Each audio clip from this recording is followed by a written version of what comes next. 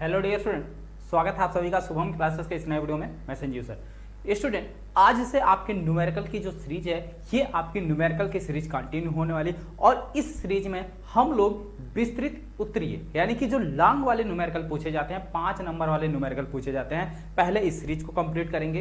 इसके बाद फिर 3 नंबर वाले न्यूमेरिकल की सीरीज कंप्लीट करेंगे, फिर उसके बाद जो है 2 नंबर वाले न्यूमेरिकल की सीरीज कंप्लीट करेंगे। ठीक है, तो आज का ये सीरीज जो है आपके विस्तृत उत्तरीय यानी कि 5 नंबर वाले सभी इंपॉर्टेंट क्वेश्चनों की सीरीज है, यानी कि क्वेश्चन आपके स्क्रीन पर। ठीक है, क्वेश्चन को ध्यान से पढ़िए। इसमें सबसे बड़ी बात यह है, न्यूमेरिकल में आपके क्वेश्चन में ही आधा से ज्यादा आंसर छिपा होता है। चलिए देखते हैं क्या कह रहा। कह रहा स्थिर वैद्युतिकी में गॉस का प्रमेय लिखकर सिद्ध कीजिए।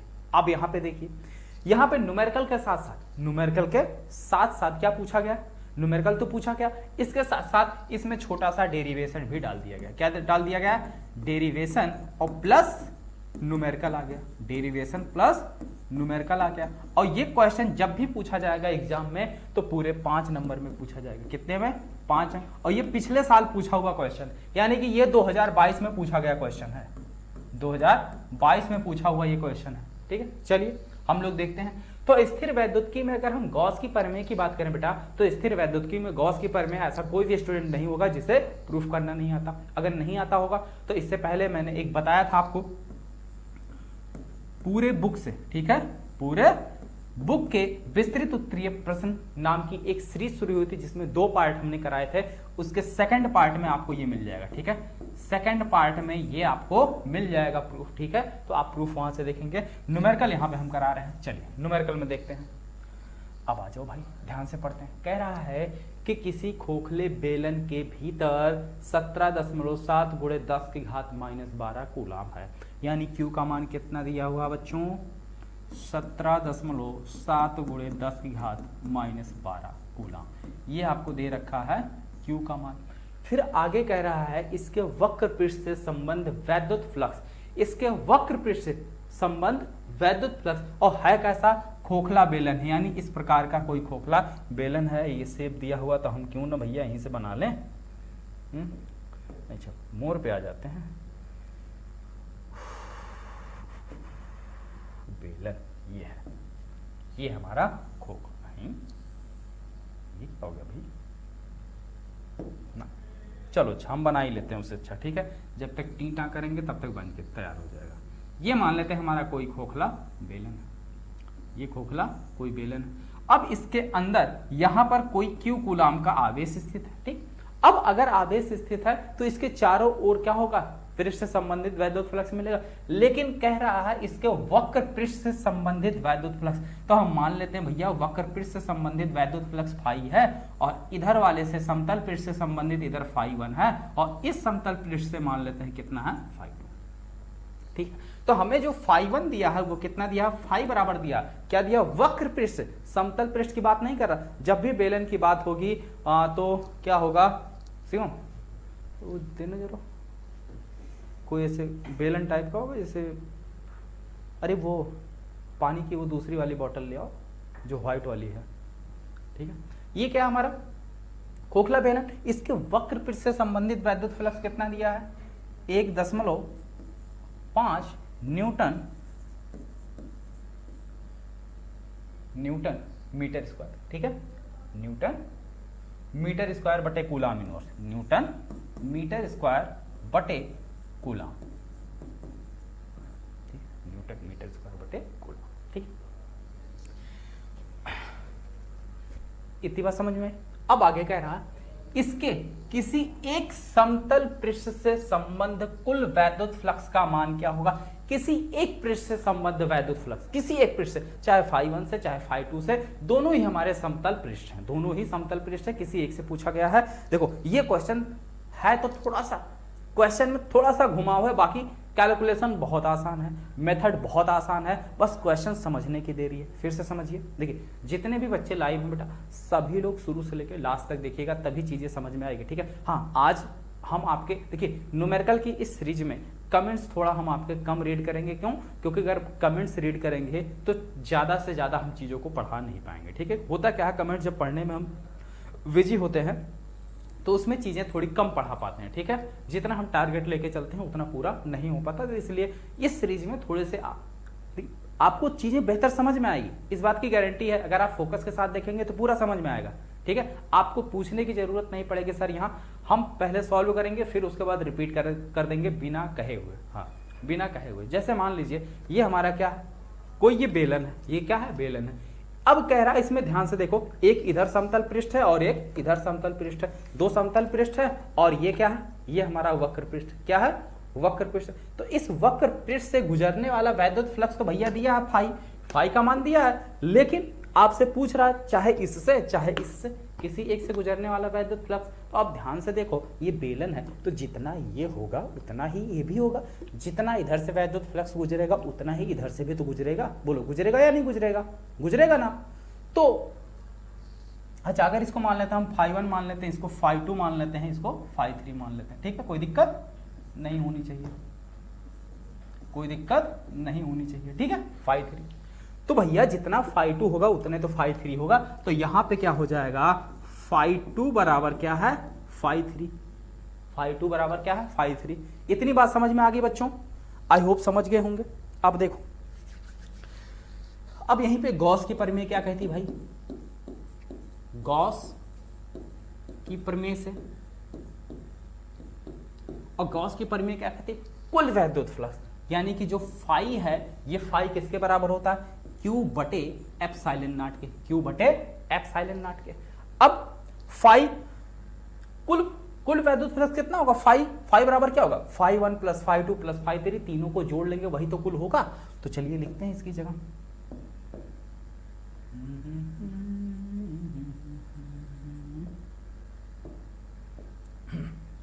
ये हो गया हमारा φ1 प्लस φ2 प्लस φ3 बराबर क्यू बटे एप्सिलॉन नॉट, क्यू बटे एप्सिलॉन नॉट। अब φ1 का मान दिया, यहां पे क्या दिया, φ2 बराबर φ3, तो φ2 की जगह φ3 हम रख देते हैं, φ1 प्लस φ2, और इसकी जगह भी φ2 लिख देते हैं बराबर क्यू बटे एप्सिलॉन नॉट। तो यहां से भैया क्या मिल जाएगा, φ1 प्लस 2φ2 बराबर क्यू बटे एप्सिलॉन नॉट। अब देखो, हमें पूछा है किसी भी एक से, चलो तो हम जितना φ2 निकाल लें या φ3 निकाल लें, दोनों मान एक ही होते तो हम φ2 निकाल लेते। φ1 का मान दिया है तो इसको दूसरी साइड भेज दो, तो यहां से क्या हो जाएगा, 2φ2 बराबर क्यू बटे एप्सिलॉन नॉट माइनस φ1। इतनी बात समझ में आ गई, बोलो बच्चा हाँ या ना, क्लियर है आता। चलिए आगे आते हैं। अब 2φ2 बराबर क्यू बटे एप्सिलॉन नॉट माइनस φ1, ठीक है। अब तो φ2 बराबर क्या हो जाएगा भैया, φ2 बराबर हो जाएगा, यहां 2 से गुणा ही इधर जाएगा, भाग हो जाएगा, तो 1/2 क्यू बटे एप्सिलॉन नॉट माइनस φ। अब सब मान इसी में उठाकर रख दो, 1/2, क्यू का मान देखो यही दिया हुआ है, कितना दिया है, 17.7 गुणे 10 घात माइनस 12, और एप्सिलॉन नॉट का मान कितना होता है, 8.85 गुणे 10 घात माइनस 12, तो 8.85 गुणे 10 घात माइनस 12, और φ1 का मान कितना दिया भैया, -1.5, ठीक है। अब यहां पे देखो कुछ कट रहा है, 10 घात माइनस 12 से 10 घात माइनस 12 कैंसिल हो गया, इसमें अगर 2 से गुणा करोगे तो यही चीज मिलेगा, 2 से गुणा करके देख लो, 5 दूनी 10 के 0, 5 दूनी 10 के 0, और 8 दूनी 16 1 17 के साथ हासिल, फिर 8 दूनी 16 1 17 के साथ, तो यानी कि इसमें 2 से गुणा कटोगे तो ये कैंसिल हो जाएगा, ठीक। कितना आएगा, 2 आएगा। तो कितना हो गया भैया हमारे पास, 1/2, 2 माइनस 1.5, तो 2 में से 1.5 घटाओगे कितना बचेगा, आधा, ठीक है। यानी कि 2 में से 1.5 घटाओगे कितना बचेगा, 0.5, तो ये हो गया भैया 1/2 गुणे 0.5 या बराबर 0.25, ठीक है, न्यूटन मीटर स्क्वायर बटे कूलम, न्यूटन मीटर स्क्वायर बटे कूलम, ठीक है। ये हमारा वैद्युत फ्लक्स निकल के आ गया। सबको आई बात समझ में। चलिए एक बार फिर से हम रिपीट कर दे रहे हैं, हाँ अगर किसी को स्क्रीनशॉट लेना हो तो जल्दी से ले लो, मैं साइड हो गया। चलिए देखिए फिर से मैं एक बार समझा दे रहा हूं, आपको दिक्कत नहीं आए, जिससे कोई परेशानी ना हो, क्योंकि आपके कमेंट्स रीड नहीं कर रहे हैं तो इसलिए हम दोबारा समझा दे रहे हैं।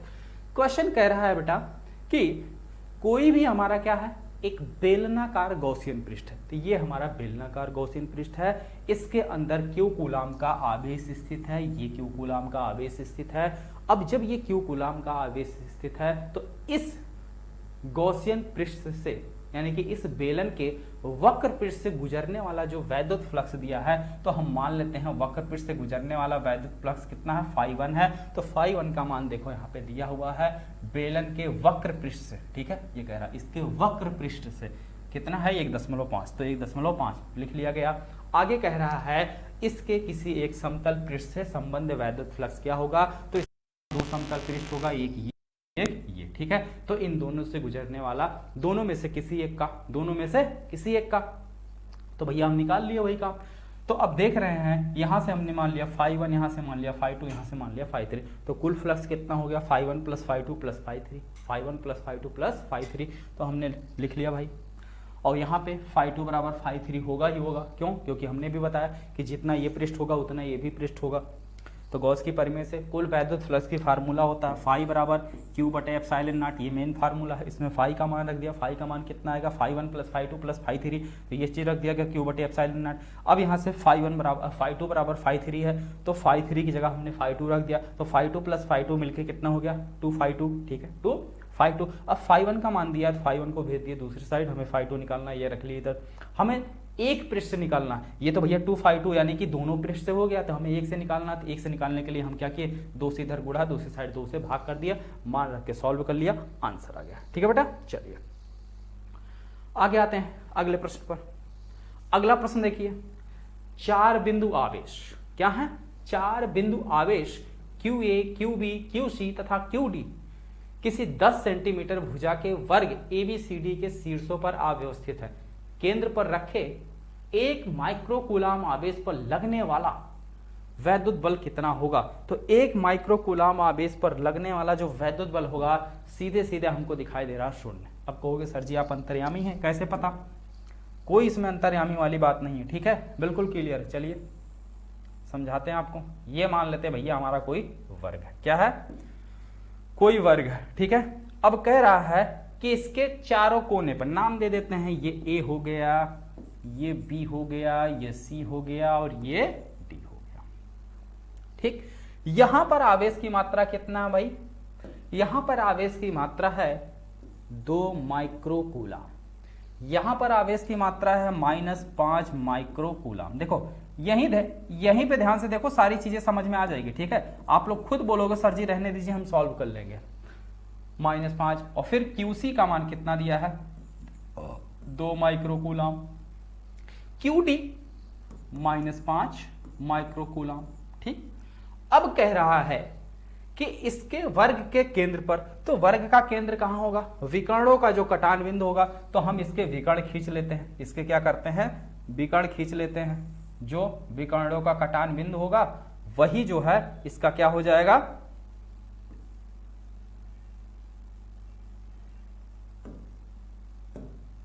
ठीक है, वही उसका केंद्र हो जाएगा, ठीक है। तो इसके केंद्र पर कितना 1 माइक्रोकूलाम का आवेश स्थित है, तो भैया ये इसका क्या हो गया केंद्र हो गया, ये इसका क्या हो गया केंद्र हो गया। इस केंद्र O इसको हम मान लेते हैं O, यहां पर आवेश कितना है 1 माइक्रोकूलाम, कितना है 1 माइक्रोकूलाम का आवेश स्थित है। क्लियर है यहां तक।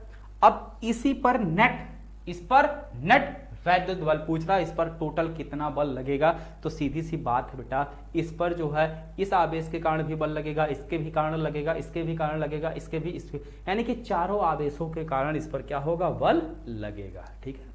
आई बात समझ में, ठीक। चलिए,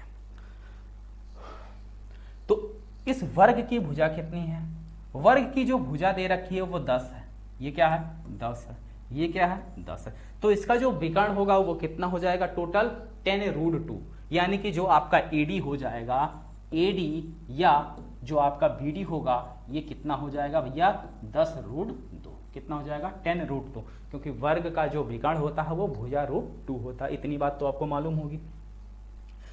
अब ये इसका मध्य बिंदु है, वर्ग का जो केंद्र होता है, यानी कि वर्ग के विकर्ण एक दूसरे को समद्विभाजित करते हैं, बराबर भागों में बांटते हैं, यानी जितना इधर होगा उतना ही इधर होगा, जितना ये उतना ये। तो टोटल अगर हमारा 10√2 है, टोटल 10√2 है, तो आधा कितना हो जाएगा 5√2। तो ये वाली दूरी कितनी हो जाएगी बेटा 5√2, और ये वाली भी दूरी कितनी हो जाएगी 5√2, और ये वाली दूरी कितनी हो जाएगी, ये भी हमारी हो जाएगी 5√2, और ये कितनी हो जाएगी, ये भी 5√2। क्लियर है, ये दूरी क्लियर हो गई 5√2 5√2। ठीक, अब ध्यान से देखो, दूरी मिल गई, बिंदु आवेश मिल गया। तो एक बार इसको अगर हम Q1 मान लें, इसको Q2 मान लें, ठीक है, तो बिंदु O पर इस आवेश यानी बिंदु O पर A के द्वारा लगने वाला बल, ठीक है, O पर A के द्वारा लगने वाला वैद्युत बल कितना हो जाएगा बेटा, वैद्युत बल क्या फार्मूला जानते हो, किस पर लग रहा है, बिंदु O पर लग रहा है, किसके द्वारा लग रहा है, A द्वारा। तो FOA कितना हो जाएगा 1/4 pi epsilon not, 4 pi epsilon not Q1 Q2 Q, अगर हम इसको Q1 ले लें, इसको Q2 ले लें, किसी को भी Q1 Q2 लो, कोई टेंशन वाली बात नहीं होती। तो 2 गुणे 1, 2 गुणे 1, यानी कि 2 गुणे 1 माइक्रोकूलम बटे 2 गुणे 1, दोनों का मात्रक भैया माइक्रोकूलम में बटे इनके बीच की दूरी कितनी है, दूरी 5√2 का स्क्वायर, 5√2 का स्क्वायर कितना हो गया 1/4 पाई एप्सिलॉन नॉट। तो 2 के 2 बटे 25 दूना 50, इतना न्यूटन हो गया। ठीक है, ये माइक्रोकूलम आ गया, ये माइक्रोकूलम। अब चाहे तो आप माइक्रोकूलम को क्या करो, कूलम में बदल लो, तो 10⁻⁶ से कर लो गुणा, यार कोई टेंशन वाली बात नहीं है। ठीक है, चलिए हम गुणा इसलिए नहीं कर रहे हैं क्योंकि हमें पता है कटकुट जाएगा। ठीक है, हमें पता है कि कटकुट के सब शून्य हो जाएगा, इसलिए हम गुणा नहीं कर रहे थे। फिर भी चलिए रख देते हैं आपकी इच्छा अनुसार, गुणे 10⁻⁻⁶।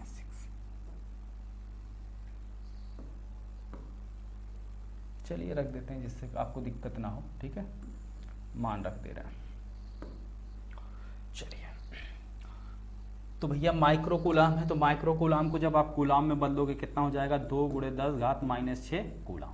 इसी तरीके से यहाँ भी क्या हो जाएगा 5 × 10⁻⁻⁶ कूलम। ठीक, जो भी माइक्रोकूलम है वो कूलम में बदल गया। तो 2 × 10⁻⁶ और गुणे 1 × 10⁻⁻⁶।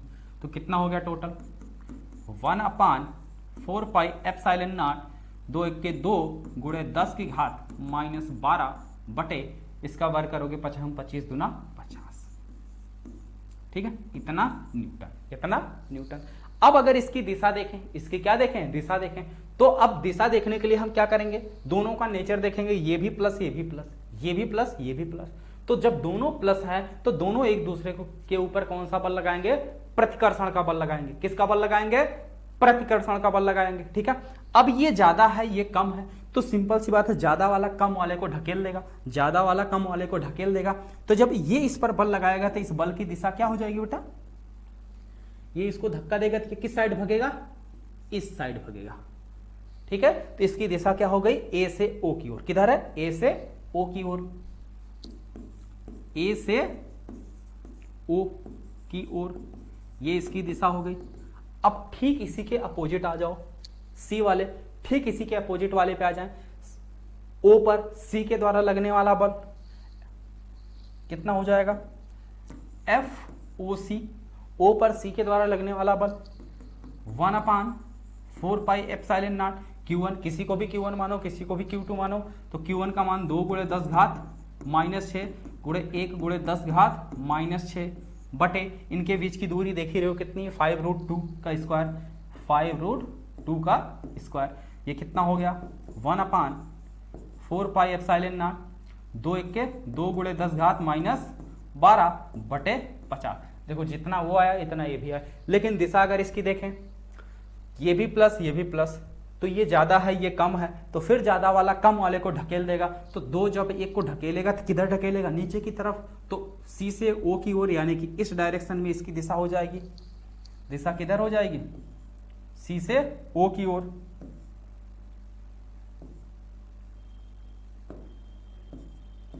सी से ओ की ओर। ठीक है बेटा,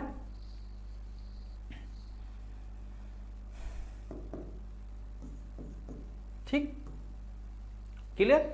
अब यहां पे आ जाओ भाई, ये दोनों बल अगर हम देखें, ठीक है, ये वाला बल किसका है, ये हमारा है एफ ओ ए, और ये पीला वाला कौन सा है, पीला वाला है F O C. F O A F O C परिमाण में बराबर है, परिमाण में बराबर, अभी भी देखो मान निकाला गया, देखो दोनों सेम सेम आया है, दोनों सेम सेम आया है, तो यहां पे हम लिख सकते हैं एफ ओ ए और एफ ओ सी परिमाण में बराबर, परिमाण में बराबर, परंतु दिशा में विपरीत है, दिशा में विपरीत है। अतः इनका परिणामी शून्य होगा, अतः इनका परिणामी शून्य होगा, परिणामी क्या होगा, शून्य होगा।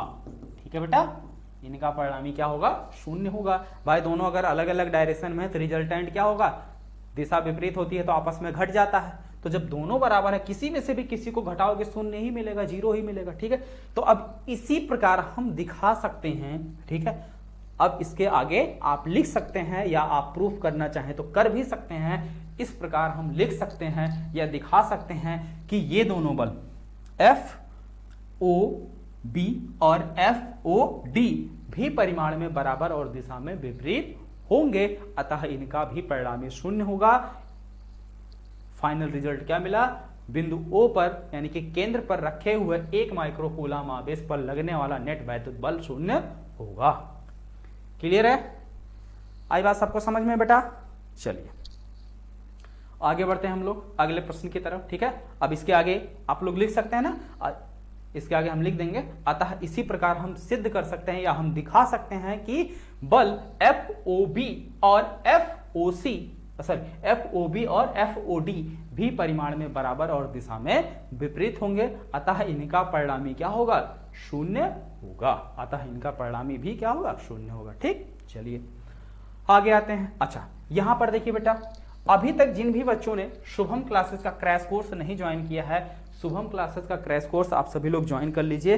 अगर शुभम क्लासेस का क्रैश कोर्स आप ज्वाइन करते हैं तो क्रैश कोर्स के अंदर आपको मिलेगा 1 शॉर्ट वीडियो, साथ ही साथ chapter wise important question answer और पिछले 3 साल के पेपर का सोल्यूशन और 60 नोट्स और 3 मॉडल पेपर, यानी कि आपके पूरे सिलेबस का कंप्लीट रिवीजन कराया जाएगा। और साथ ही साथ आपके एग्जाम तक इसमें इंपॉर्टेंट क्वेश्चन, ठीक है, इंपॉर्टेंट डेरिवेशन, इंपॉर्टेंट बहुविकल्पीय, हर चीज एग्जाम से रिलेटेड चीजें आपको इसके अंदर मिलती रहेगी। और अभी इस बैच की जो प्राइस है सिर्फ और सिर्फ 799 रुपए, और इसमें भी आप 100 रुपए का एक्स्ट्रा छूट पा सकते हैं अगर आप कोड अप्लाई करेंगे संजीव सर, अगर आप ये कूपन कोड यूज करते हैं तो ये यानी कि 100 रुपया आपका जो हो जाएगा ऑफ हो जाएगा, 100 रुपया कम हो जाएगा, ये प्राइस आपकी 699। ठीक है, तो अभी मौका है, प्राइस भी कम है, तो सभी लोग शुभम क्लासेस का क्रैश कोर्स बच्चों ज्वाइन कर लीजिए। ये आपका दूसरा कूपन कोड है,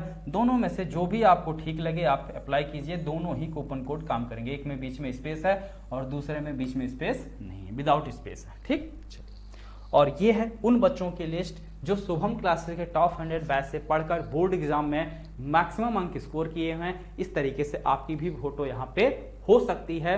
ठीक है, आप भी अगर मेहनत करें आपका भी नाम होगा। और कौन बच्चा या कौन माँ बाप नहीं चाहते कि हमारे बच्चे जो है मेहनत करें और आगे बढ़ें, हमारा नाम हो। ठीक है, तो आप सभी लोग बेटा मेहनत कीजिए। और जो भी बच्चे, देखा जाए सिर्फ 699 रुपए कोई बहुत बड़ी बात नहीं है। ठीक है, ये पूरे साल भर की यानी कि 12 मंथ की आपकी फीस है, 12 मंथ की फीस है। ठीक है, चलिए आगे आते हैं हम लोग। अगर किसी को कोई दिक्कत आ रहा है इस नंबर पर सुबह 10 से शाम 4 तक आप किसी भी टाइम कॉल या मैसेज कर सकते हैं। ठीक है, चलिए आगे आते हैं अगले क्वेश्चन पर। इस क्वेश्चन को पढ़िए और जल्दी बताइए क्या ये क्वेश्चन आप लोग सॉल्व कर सकते हैं, हाँ या ना।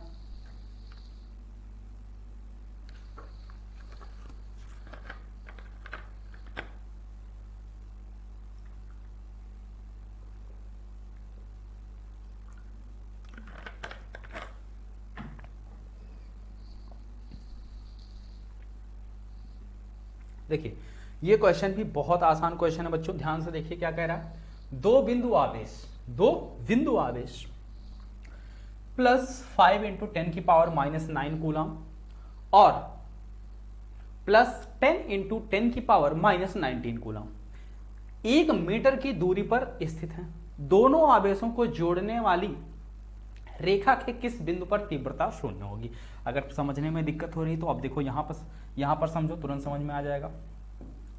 जैसे हम मान लेते हैं ये हमारी कोई 1 मीटर लंबी रेखा है, ठीक है। यहां पर हमारा क्या है, प्लस 5 × 10⁻⁻19 कूलम का आवेश है, यानी कि ये Q1 है। और यहां पर हमारा प्लस 10 × 10⁻⁻19 कूलम का दूसरा आवेश है, ये Q2 है। क्या है, Q2 है। अब कह रहा है इन दोनों को जो मिलाने वाली रेखा है इसके किस बिंदु पर तीव्रता शून्य होगी। तो हम मान लेते हैं इसको जो मिलाने वाली रेखा है इसका कोई नाम दे देते हैं A और ये B। इसके बिंदु C पर तीव्रता शून्य होगी, यानी कि यहां पर जो तीव्रता होगी वो क्या होगी, शून्य होगी।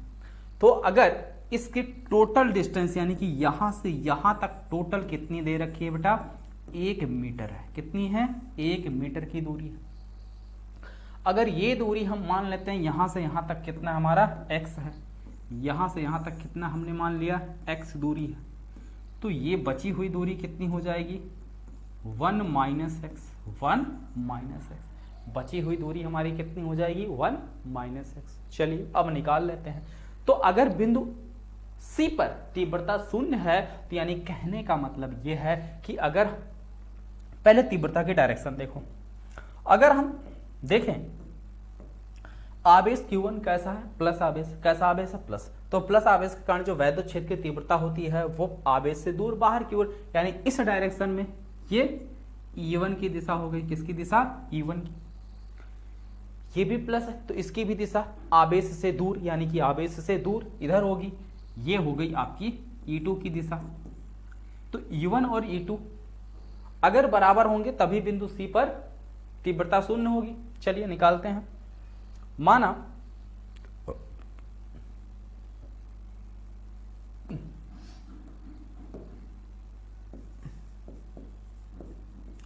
माना दोनों आवेशों को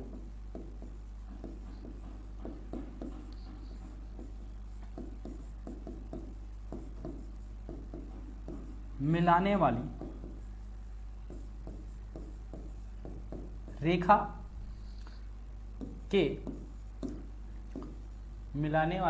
रेखा के बिंदु C पर तीव्रता शून्य होगी।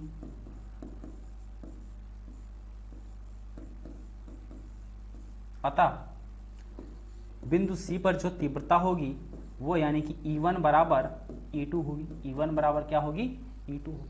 तो हम निकाल लेते हैं।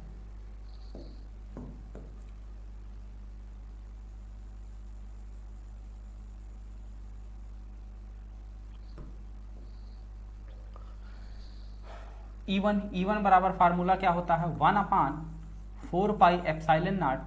E1 है तो Q1 बटे E1 वाली दूरी कितनी है, x। ठीक है, कितनी हो जाएगी, x²। ठीक, क्योंकि तीव्रता का फार्मूला यही ना होता है कि 1/4πε0 Q/r²। ये तीव्रता का सूत्र होता है, ये E का सूत्र होता है, तो वही फार्मूला अप्लाई किया गया। यहां से यहां तक की दूरी कितनी है, x। तो वही चीज E2 कितना भाई, 1/4πε0 Q2 बटे दूरी कितनी है, 1 - x का होल स्क्वायर। अब इसमें कुछ कट रहा है तो जो कट रहा बिना पूछे काट दो, कट गया। तो क्या मिला हमको, मिला Q1 बटे x² बराबर Q2 बटे 1 - x²। मान रख दो Q1 और Q2 का। Q1 और Q2 का अगर हम मान रखें, Q1 का मान कितना है, 5 × 10⁻−19 बटे x² बराबर इसका मान कितना है, 10 गुणे 10 की घात -19 बटे 1 minus x square, 1 minus x square. तब यहाँ पे देखो 10 की घात -9, 10 की घात -19 कैंसिल हो गया, 5 1 के 5, 5 दूनी 10, 5 दूनी 10, कितना आ गया बच्चों? हमारे पास आ गया इधर 1 बटे एक्स स्क्वायर और इधर आ गया 2 बटे 1 माइनस एक्स स्क्वायर। अब कर दो तिरछा गुणा, क्या करो? तिरछा गुणा कर दो। तिर्यक गुणा कर देंगे तो क्या मिलेगा? इसका इधर यानी कि 1 माइनस एक्स का होल स्क्वायर बराबर 2x स्क्वायर, 2x स्क्वायर। अब कर लो इसी को सॉल्व, इसी द्विघात समीकरण को कर लो सॉल्व। सॉल्व करने पर जो आएगा वही हमारा आंसर हो जाएगा। चलिए अब इसको हम लोग करते हैं सॉल्व।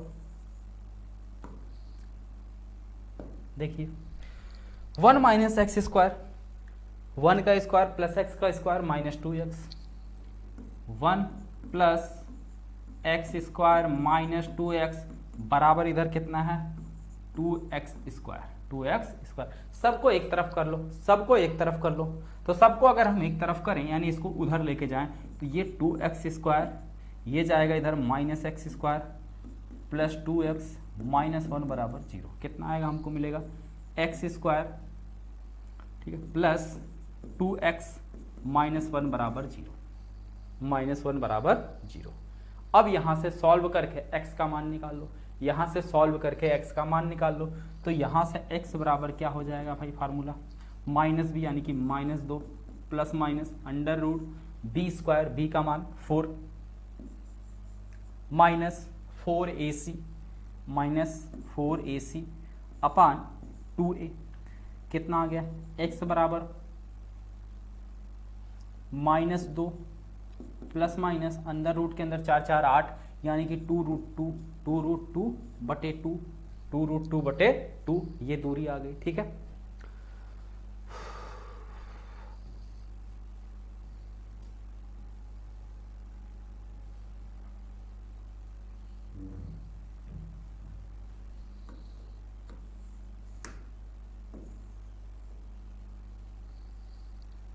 ठीक। चलिए अब आगे आ जाइए। यहां पे देखो x का ये मान निकला हुआ, इन दोनों में 2 कॉमन है तो x बराबर क्या मिला हमको? x बराबर मिला -1 plus minus under root 2, -1 plus minus under root 2। तो यहाँ पे दूरी कौन सी ली जाएगी? माइनस वाली। तो x बराबर यानी कि प्लस वाली हम दूरी ले लेंगे, -1 और प्लस अंडर रूट 2, एक ये डिस्टेंस आएगी और एक आएगी -1 और माइनस रूट 2। दूरी कभी नेगेटिव में होगी नहीं, ये पूरा रिजल्ट नेगेटिव है, इसलिए इसको हम छोड़ देंगे, इसी को कर लेंगे सॉल्व। जो आएगा उतना हमारा आंसर हो जाएगा, यानी कि यहां से इतने मीटर की दूरी पर। ठीक है, आई बात समझ में सबको? क्लियरली क्लियर है सभी का? हाँ या ना? बोलो जल्दी, क्लियर है सबका? चलिए आगे बढ़ा जाए। आई बात समझ में? चलिए एक बार फिर से रिपीट कर दे रहे हैं क्वेश्चन को। देखिए यहां पे क्वेश्चन ये कह रहा है कि 2 बिंदु आवेश हैं, एक Q1 है और एक Q2 है, इनके बीच में किस बिंदु पर वैद्युत क्षेत्र की तीव्रता शून्य होगी? तो सीधी सी बात है, जिस बिंदु पर वैद्युत क्षेत्र की तीव्रता Q1 के कारण और Q2 के कारण बराबर होगी उसी बिंदु पर शून्य होगी। तो हम मान लिए वैसा कोई बिंदु C है, वैसा कोई बिंदु C है। बस अब हमें दूरी निकालनी है। टोटल 1 मीटर दिया था, ये दूरी हमने मान ली x, ये दूरी हमने मान ली x। क्या मान लिया? x मान लिया। अब ये वाली दूरी कितनी बची? टोटल 1 है तो 1 माइनस x। तो अब यहां से इस बिंदु पर तीव्रता निकाल ले रहे हैं। दूरी ये हो गई, ये दूरी मानकर तीव्रता निकाला और दूसरी दूरी ये है, इसको मान के तीव्रता निकाला और दोनों तीव्रताओं को कर दो बराबर। बराबर करने पे x का मान निकलेगा, वही मान निकाल लेना, वही हमारा आंसर हो गया। ठीक है, आई बात समझ में बेटा? चलिए क्लियर हो गया? हो गई बात समझ में? आ गई सबको समझ में? क्लियर हो गया? चलिए अब इसी प्रकार से क्या है, इसमें 2-3 और इंपॉर्टेंट क्वेश्चन है जिसे हम लोग कल देखेंगे। ठीक है, बारी बारी से क्वेश्चन को देखते रहेंगे, या सबसे पहले हम आपको क्वेश्चन दिखा दे रहे हैं। अगर आप ट्राई करेंगे, आपको समझ में आ गया तो बेहतर है, नहीं समझ में आएगा तो दूसरे दिन हम आपको बता ही देंगे। चलिए ये चौथा क्वेश्चन है। इस क्वेश्चन को अगर ध्यान से देखो तो इसमें भी कैसा है, बिल्कुल वही क्वेश्चन है जो इससे पहले मैंने आपको बताया था।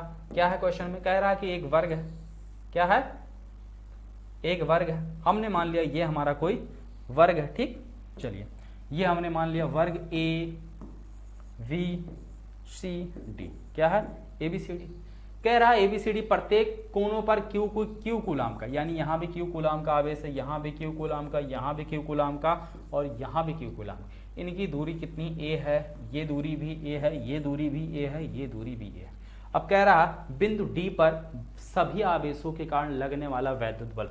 तो इस आवेश पर कौन कौन आवेशों के द्वारा बल लगेगा? एक इसके कारण लगेगा, एक इसके कारण लगेगा, एक इसके कारण लगेगा। ठीक, तो देखिए इस वाले आवेश के कारण लगेगा, ये भी प्लस, ये भी प्लस, तो इनमें प्रतिकर्षण का बल होगा। कौन सा बल होगा? इनमें प्रतिकर्षण का बल होगा, यानी ये दिशा हो जाएगी कौन सी? FDA की। D पर A के द्वारा लगने वाला बल, अब D पर C के द्वारा लगने वाला बल ये इधर हो जाएगा FDC। B के द्वारा लगने वाला बल, तो ये वाली दूरी अब ली जाएगी, ये वाली दूरी, ये हो जाएगा FDB। बस सभी का मान निकाल के जोड़ लेना, सभी का मान निकाल के क्या करना? जोड़ लेना। ठीक है, सभी का मान निकाल के जोड़ लेना। हाँ, यही हमारा क्या हो जाएगा? उत्तर हो जाएगा। ये डिस्टेंस A हो जाएगी, ये डिस्टेंस ये डिस्टेंस कितनी हो जाएगी? ये √2। बस आगे बात समझ में? यहाँ पे 0 नहीं आएगा, कुछ ना कुछ हमें रिजल्ट मिलेगा। ठीक है, क्योंकि यहाँ पे देखो 0 नहीं हो रहा है, एक इधर जा रहा है, एक इधर जा रहा है, एक बीच में पलटा नहीं जा रहा। ठीक है, चलिए इसी प्रकार से आपका 5वां क्वेश्चन है, दो आवेश, एक प्लस Q, एक प्लस Q। ठीक है, यानी कि प्लस 9E और इधर प्लस E, एक दूसरे से कितने मीटर की दूरी पर है? 16 मीटर की दूरी पर है। कह रहा है इनके बीच में कहां पर एक आवेश रखा जाए? मान लेते हैं इनके बीच में ये आवेश हमने क्यों रख दिया? क्यों रख दिया? ठीक है, जो कि संतुलन में होगा। तो सिंपल सी बात है, इसके द्वारा जो इस पर बल लगेगा, यानी कि F1, ये मान लेते हैं अगर Q1 है, ये Q2 है, तो दूसरे के द्वारा जो बल लगेगा इधर F2। ठीक है, टोटल 16 है, टोटल 16 है, इतनी हमने मान लिया x, इतना हो गया 16 minus x, 16 minus x, 16 minus x. ठीक, अब सॉल्व कर लो। F1 बराबर कर दो F2, F1 बराबर कर दो F2, F1 बराबर F2 करोगे, दो मान आएगा, एक 12 आएगा, एक 24 आएगा, एक 12 आएगा और एक 24 आएगा। तो 12 16 के अंदर आएगा, 24 बाहर आएगा, लेकिन हमें इसके बीच में रखा, तो इसलिए ये वाला आंसर नहीं होगा, ये वाला आंसर सही होगा। ठीक, बिल्कुल F1 बराबर F2 कर लेना, आगे सॉल्व कर लेना, जैसे अभी एक क्वेश्चन हमने आपको करवाया। ठीक है, आगे बात समझ में?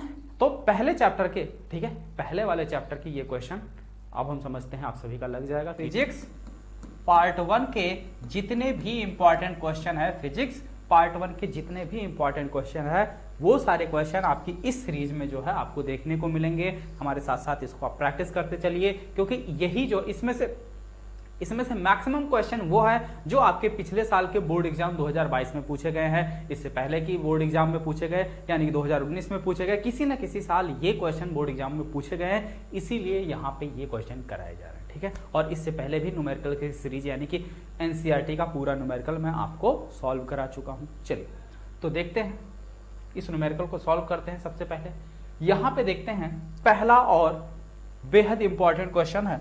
इस क्वेश्चन की अगर हम बात करें, क्वेश्चन क्या कह रहा है हमारा?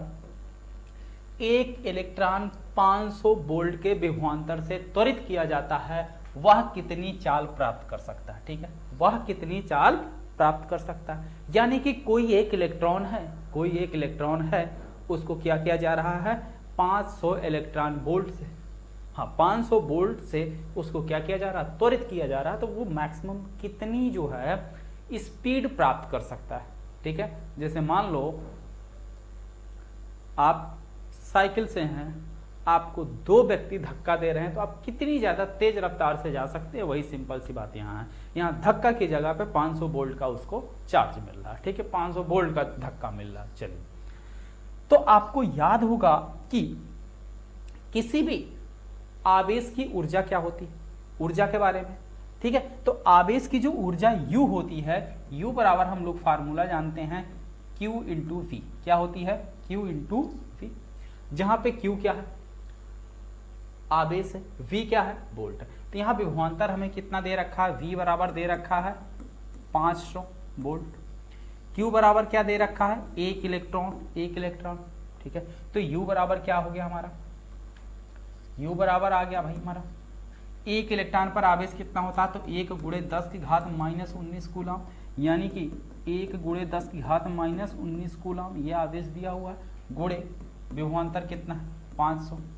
और यही ऊर्जा भाई, इसको स्पीड चाहिए और इसकी यही मैक्सिमम ऊर्जा है, यही मैक्सिमम ऊर्जा है। अगर ये गति करेगा तो यही ऊर्जा u उसकी गतिज ऊर्जा में कन्वर्ट होगा, यानी u और किसके बराबर हो जाएगा भाई, half me square, half me into V square, me into V square. हमें यही v निकालना, बराबर कर दो भाई, ये इक्वेशन नंबर 1 हो गया, ये इक्वेशन नंबर 2 हो गया, दोनों को कर दो बराबर। तो चलिए दोनों को हम कर लेते हैं बराबर, या आप इसको इक्वेशन 1 मान लीजिए, इसको अभी थोड़ी देर के लिए रिमूव करिए, ठीक है। समीकरण 1 और 2 से, समीकरण 1 व 2 से, तो 1 और 2 से क्या मिल जाएगा बच्चों हमको, तो यानी कि हाफ me v स्क्वायर बराबर क्या मिल गया हमको, qv मिल गया, qv। तो भैया देखो एक v से तो एक v का काम निपट गया, एक निपटारा हो गया, एक निपटारा हो गया ना। अरे नहीं होगा, सॉरी बच्चों, निपटारा नहीं होगा। क्यों निपटारा नहीं होगा भैया, ये भी यहाँ पे क्या है, वेग है, ये v क्या है, यहाँ पे स्पीड है, चाल है, और ये भी क्या है, वोल्ट है। तो निपटारा तो ना होगा, निपटारा नहीं होगा। तो चलिए आगे देखिए, जब निपटारा नहीं होगा तो यहाँ से 2 इसके साथ भाग में इधर जाएगा, गुणा हो जाएगा, यानी कि me v स्क्वायर बराबर 2qv। तो यहाँ से ये इंप्लाइज करेगा v स्क्वायर बराबर me से इधर गुणा, इधर जाएगा, भाग हो जाएगा, तो 2qv अपान me। तो v बराबर हमें v ही निकालना है, अंडर रूट 2qv बटे me। अब सबका मान रख लो बच्चों, तो ये हो गया 2 गुणे q का मान देखो कितना दिया है, पीछे देखो 1 गुणे 10 की घात, 1 गुणे 10 की घात -19, v का मान दिया है 500 बटे इलेक्ट्रॉन का द्रव्यमान होता है 9.1 गुणे 10 घात -31 किलोग्राम। अब कर लो चुपचाप इसी को सॉल्व। तो अगर इसको हम सॉल्व करेंगे तो 2 पंचे 10, कितना हो गया हमारा, 1000 गुणे 10 घात -19, और नीचे भैया -31 से ऊपर जाएगा तो +31 हो जाएगा, और अपान आ गया 9.1 बटे, अब कितना हो गया, 31 में से 19 जाएगा, कितना बचेगा हमारे पास, 12, ठीक है। और 1 2 3 घात यहाँ से, तो 10 की पावर 15 हो गया, ऊपर हो गया 10 की पावर 15 बटे 9.1।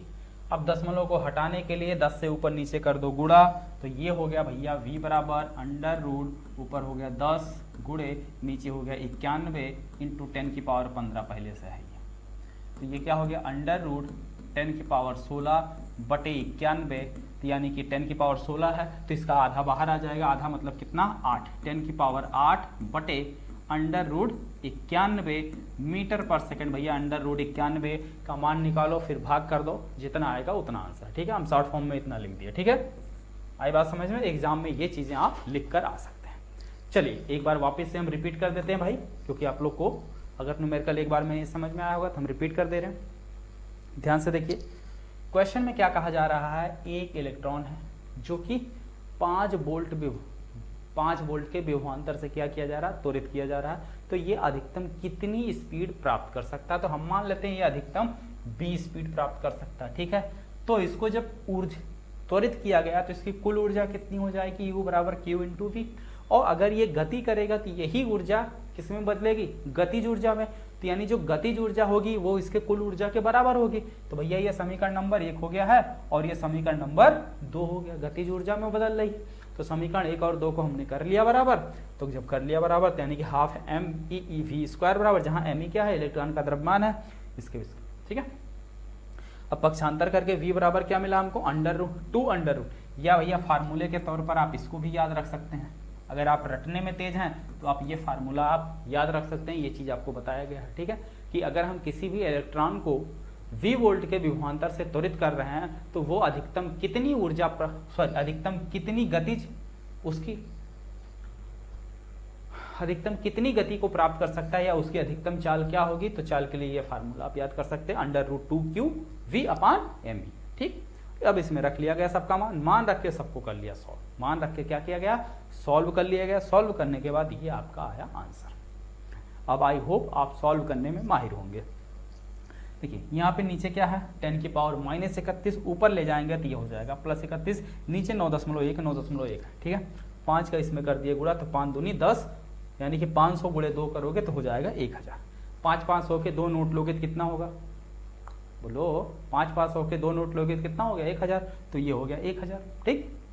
अब ऊपर देखो यहाँ पे -19, यहाँ +31, तो +31 से -19 करोगे यानी कि 19 घटाओगे कितना मिलेगा हमें 12, कितना मिलेगा 12, 10 की पावर 12, और 1000 का मतलब होता है 10 गुणे 10 गुणे 10, 10 गुणे 10 गुणे 10, या कह सकते हैं 10 की पावर 3। 1000 का मतलब होता है 10 की पावर 3, तो यहाँ हो गया 10 की पावर 3, इसको सॉल्व किया तो मिला 10 की पावर 12, तो 10 की पावर 12 और प्लस 10 की पावर 3, तो 12 और 3 कितना हो गया 15, 10 की पावर कितना हो गया 15, ये देखो यहाँ पे लिख लिया ना 10 की पावर 15, नीचे बचा 9.1, तो दशमलव को हटाने के लिए ऊपर नीचे 10 से गुणा कर दिया, एक अंक पे दशमलव है तो 10 से कर दिया गुणा, ऊपर 10 से गुणा किया तो 10 गुणे 10 की पावर 15, और नीचे हो गया 91, तो 10 गुणे 10 की पावर 15, अब यहाँ पे कुछ नहीं पावर 1, तो 15 1 16, 10 की पावर टोटल हो गई 16, और नीचे बटे 91, 10 की पावर 16, अंडर रूट है तो अंडर रूट में आधी बाहर आती है, तो 10 की पावर 16 है तो 10 की पावर 8 बाहर आ गई, और नीचे अंडर रूट 91, यही आंसर हो गया, ठीक है। आगे बात समझ में, स्क्रीनशॉट लेना हो तो ले सकते हो, 1 2 3। चलिए आगे आते हैं अगले क्वेश्चन की तरफ। नेक्स्ट ये क्वेश्चन देखिए भैया, बड़ा ही रोचक और बहुत ही इंपॉर्टेंट क्वेश्चन है, ठीक है। कभी कभी बोर्ड एग्जाम को हमने बेवकूफ बनाते हुए देखा है, ये क्वेश्चन आपसे 1 नंबर में भी पूछा है कई बार, ये क्वेश्चन बेटा बहुविकल्पीय प्रश्नों में भी पूछा गया है, ठीक है। ये क्वेश्चन बहुविकल्पीय प्रश्नों में पूछा गया है, ठीक है। तो ध्यान से देखिएगा इस क्वेश्चन को ध्यान से देखिएगा, ठीक है। चलिए पहले क्वेश्चन पढ़िए आप लोग, क्या लिखा हुआ है।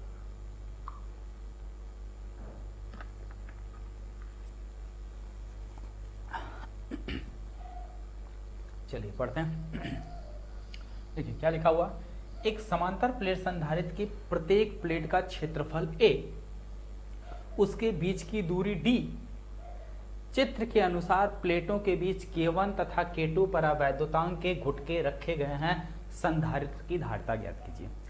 ये देखा जाए तो हमारा एक संधारित्र था, क्या था, एक संधारित्र था, लेकिन इसमें 1/3 हिस्से में अलग परावैद्युतांक भरा गया, 2/3 हिस्से में अलग परावैद्युतांक भरा गया, तो इसलिए ये 2 संधारित्रों में डिवाइड हो गया। क्या हो गया, 2 संधारित्रों में डिवाइड हो गया। अब ये दोनों संधारित्र किस क्रम में जुड़े हुए हैं, तो ये दोनों संधारित्र, इसका देखो पहला प्लेट ये है, पहला प्लेट ये है, दोनों संधारित्र का जो पहला प्लेट है वो एक सिरे से जुड़ा हुआ है यानी कि प्लस से, और जो दूसरा सिरा है दोनों का वो माइनस से। तो जब हर एक संधारित्र का पहला प्लेट प्लस से दूसरा प्लेट माइनस से, तो इस प्रकार का संयोजन कौन सा कहलाता है, कौन सा, समांतर क्रम। यानी अब इसको हम ऐसा कह सकते हैं कि अब यहाँ पे 2 संधारित्र मिल गए, एक ये वाला संधारित्र जिसका धारिता C1 है, और एक दूसरा ये वाला संधारित्र जिसकी धारिता C2 है। हमें कुल धारिता निकालनी है, तो समांतर क्रम संयोजन में कुल धारिता C बराबर क्या होता है, C1 प्लस C2 होती, क्या होती है, C1 प्लस C2 होती। बस सिंपल सा लॉजिक है बेटा, और कुछ नहीं है, बस इतना ही तो समझता। चलिए तो C बराबर क्या हो गया, C1 प्लस C2। अब समांतर प्लेट है तो समांतर प्लेट की क्या परिभाषा होती है भाई, C बराबर यही लिख दें K एप्सिलॉन नॉट A और बटे में D।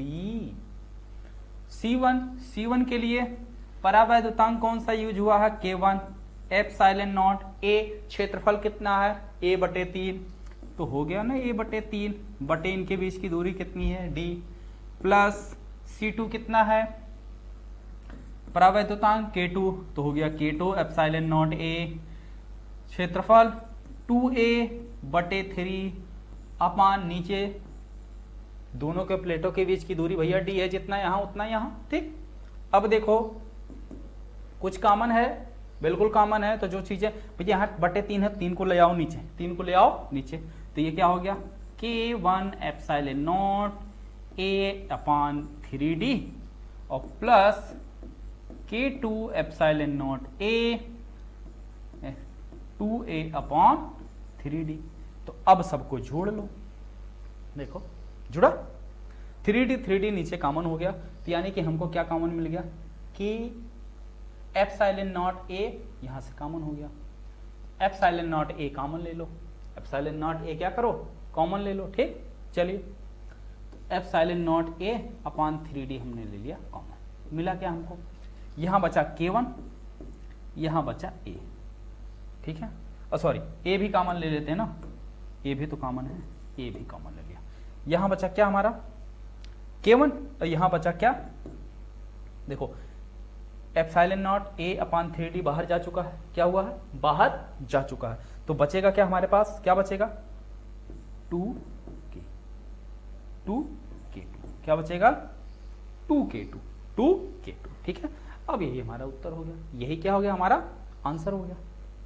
आगे बात समझ में सबको क्लियरली, हाँ या ना जल्दी बोलो, क्लियर है जल्दी बोलो भाई, सभी का क्लियर है हाँ या ना।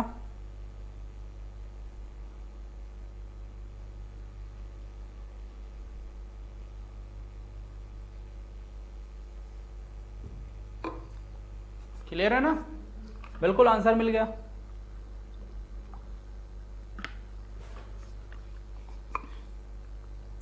दो ही स्टेप में खटाक से आंसर। देखिए फिर से समझा दे रहे हैं, समझना क्या इसमें, सबसे सिंपल सी बात क्या कहा, समांतर प्लेट संधारित्र है तो बिना पूछे समांतर प्लेट संधारित्र, इसकी धारिता क्या हो गई के एप्सिलॉन नॉट ए और ये बटे में डी। कह रहा है इसकी प्लेट का क्षेत्रफल ए है, उसके बीच की दूरी डी है, तो भैया सीधे सीधे सूत्र हो गया। अब कह रहा है चित्र के अनुसार इसके बीच में दो परावैद्युतांक k1 तथा k2 भरा गया, तो यानी k1 k2 इस प्रकार से भरा गया और बीच में एक गुटका रखा गया, यानी एक ही संधारित्र को दो टुकड़े कर दिए गए, एक संधारित्र को कितने दो टुकड़े में बांट दिया, और दोनों जुड़े कैसे हैं, इनका क्रम कैसा है समांतर है, कैसा है समांतर क्रम में जुड़े हुए हैं। जब क्रम समांतर हो गया तो अगर इसकी धारिता हम C1 मान लें, इसकी C2 मान लें, तो कुल धारिता बराबर क्या हो जाएगी C1 प्लस C2 हो जाएगी, ठीक। तो C बराबर C1 प्लस C2। अब C1 के लिए C1 का मान निकाल लिए, परावैद्युतांक कितना K1, K की जगह क्या होगा K1 एप्सिलॉन नॉट, A की जगह A/3, तो A की जगह A/3 अपान बीच की दूरी कितनी है D, तो D, और दूसरे के लिए K2 है तो K2 एप्सिलॉन नॉट, कितना क्षेत्रफल 2a/3, 2a/3, ठीक है। अब रख के सॉल्व कर लिया गया, जो कॉमन था उसे कॉमन ले लिया गया, बाकी आंसर आ गया, ठीक है। चलिए आगे बढ़ते हैं हम लोग अगले सवाल की तरफ। चलिए नेक्स्ट क्वेश्चन, नहीं पीछे कैसे आ गया भाई, चलिए हाँ इंपॉर्टेंट चीज बेटा, अगर अभी तक आप सभी लोगों ने शुभम क्लासेस का क्रैश कोर्स नहीं ज्वाइन किया है तो सभी लोग शुभम क्लासेस का क्रैश कोर्स ज्वाइन कर लीजिए, क्योंकि शुभम क्लासेस के क्रैश कोर्स में आपको मिलेगा 1 short video, chapter wise important question answer, पिछले 3 साल का पेपर सॉल्यूशन के साथ, और 60 नोट्स और इंपॉर्टेंट क्वेश्चन आंसर, ठीक है। यानी कि 3 मॉडल पेपर भी यहाँ आपको मिलेगा। पूरे सिलेबस का रिवीजन आप यहाँ से कर सकते हैं, और अभी जो इसकी प्राइस है वो सिर्फ और सिर्फ कितनी है 799 रुपए। इसमें भी आप 100 रुपए का डिस्काउंट पा सकते हैं, यानी कि ये प्राइस आपकी 699 में हो सकती है। इसके लिए आपको यूज करना होगा कूपन कोड संजीव सर, ठीक है। ये आपका कूपन कोड है संजीव सर, इसको जैसे, और दूसरा कूपन कोड ये है जो बीच में स्पेस नहीं है,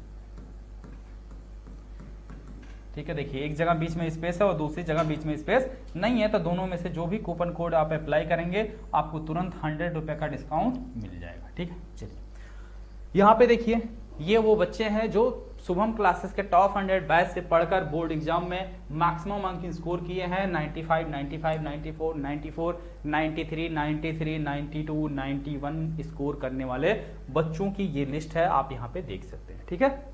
तो इस तरीके से आप भी अपना बोर्ड एग्जाम में मैक्सिमम अंक स्कोर कर सकते हैं, और इसके लिए अगर आप अभी तक बैच से नहीं जुड़े हैं तो बैच से जुड़ जाइए। और अगर किसी को कोई दिक्कत आ रही है तो इस दिए गए नंबर पर आप कॉल या मैसेज कर सकते हैं सुबह 10 से शाम 4 तक। चलिए आगे आते हैं अगले क्वेश्चन की तरफ। अगला क्वेश्चन हमारा क्या कह रहा है भाई, कह रहा है एक समांतर प्लेट संधारित्र की प्लेटों का व्यास 6 सेंटीमीटर है तथा उसमें परावैद्युत के रूप में वायु भरा है। यदि इस संधारित्र की धारिता 200 सेंटीमीटर व्यास के एक समान गोला हो, यदि इस संधारित्र की धारिता 200 सेंटीमीटर व्यास वाले गोले के समान हो, गोले के समान हो तो इसके प्लेटों के बीच की दूरी ज्ञात कीजिए। हालांकि आपको गोलीय संधारित्र नहीं पढ़ना है, आपको क्या है, गोलीय संधारित्र के बारे में नहीं पढ़ना है, फिर भी हम आपको बता दे रहे हैं गोलीय संधारित्र की धारिता क्या होगी, यहीं से आप इसको निकाल सकते हैं। समांतर प्लेट का व्यास कितना दिया है, कितना दिया, 6 सेंटीमीटर। त्रिज्या कितनी हो जाएगी, r बराबर 3 सेंटीमीटर। मीटर कितना हो जाएगा, 3 × 10⁻² मीटर। क्षेत्रफल कितना हो जाएगा, पाई r स्क्वायर। क्षेत्रफल यहां से हो गया, तो समांतर प्लेट संधारित्र की धारिता कितनी हो जाएगी, परावैद्युतांक के रूप में वायु भरा हुआ है, यानी हमें k नहीं लिखना, c बराबर क्या हो जाएगा, ε0 A/d। और देखो a का मान ये, a की जगह पाई r स्क्वायर रखना है, ठीक। अब ये समीकरण 1 हो गया।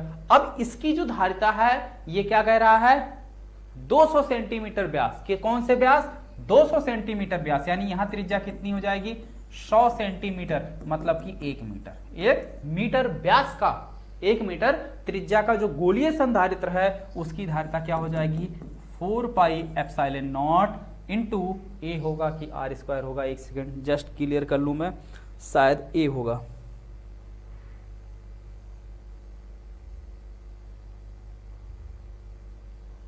ए ही होगा, ठीक है, इंटू आर। अब ये समीकरण 1, ठीक है, इसको इसके बराबर कर दो, ठीक है। तो यानी कि ε0 A/d बराबर आ गया 4πε0 स्मॉल r।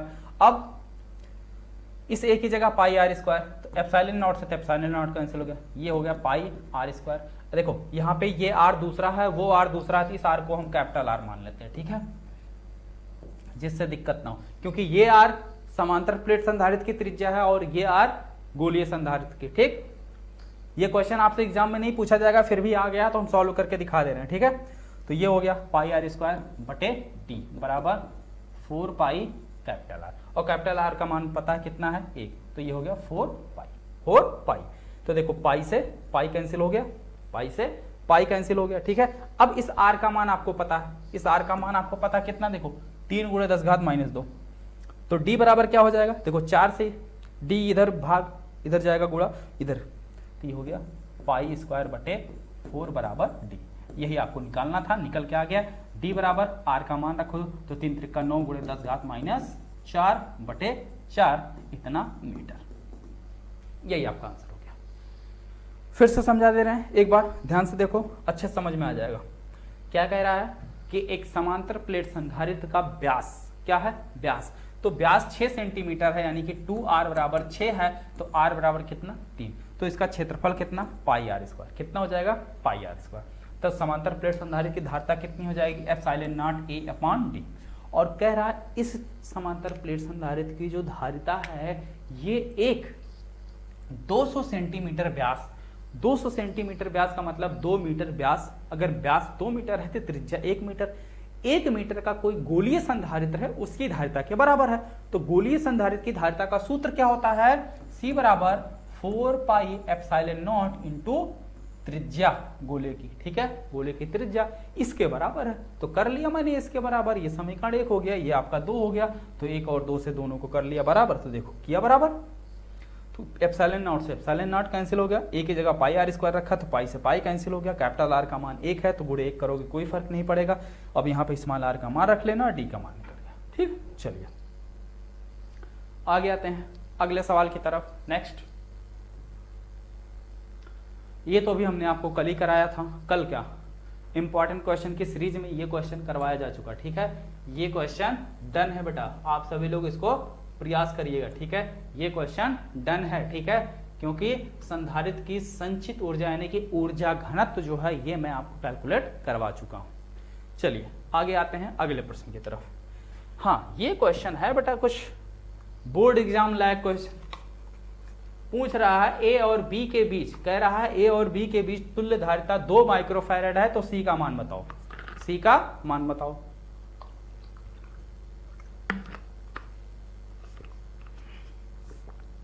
हम तो देख के ही बता दे रहे हैं भैया 4 आएगा, कैसे 4 आएगा ध्यान से देखो, कैसे सॉल्व करें, लिख लिख के सॉल्व करें या ओरली सॉल्व कर दें, समझा समझा के। चलिए पहले समझा के सॉल्व करता हूं।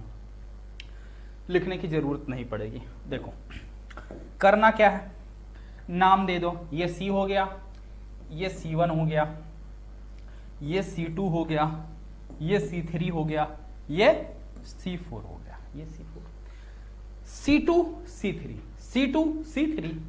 ये कैसे हैं? समांतर क्रम में। कैसे हैं? समांतर क्रम में। तो समांतर क्रम में इनकी तुल्य धारिता कितनी हो जाएगी बेटा? इनकी जो तुल्य धारिता हो जाएगी वो कितनी हो जाएगी? 4 माइक्रोफैरड। समांतर क्रम में यानी कि C बराबर क्या हो जाएगा? C2 plus C3, C2 plus C3, इसको हम मान लेते हैं C, सॉरी यहाँ C माना गया है ना, तो इसको हम C डैश मान लेते हैं, C डैश। तो इसकी तुल्य धारिता कितनी हो गई? 4। कितनी हो गई? 4। ठीक है, इसकी तुल्य धारिता कितनी हो गई? 4 माइक्रोफैरड। यानी अब ये पूरा सिस्टम हटा के इसकी जगह हम क्या कर सकते हैं? 4 माइक्रोफैरड का संधारित्र लगा सकते हैं ना? लगा सकते हैं। तो चलिए लगा लेते हैं भाई। ये है आपका कॉम्बिनेशन। अरे यार एक तो ये तार,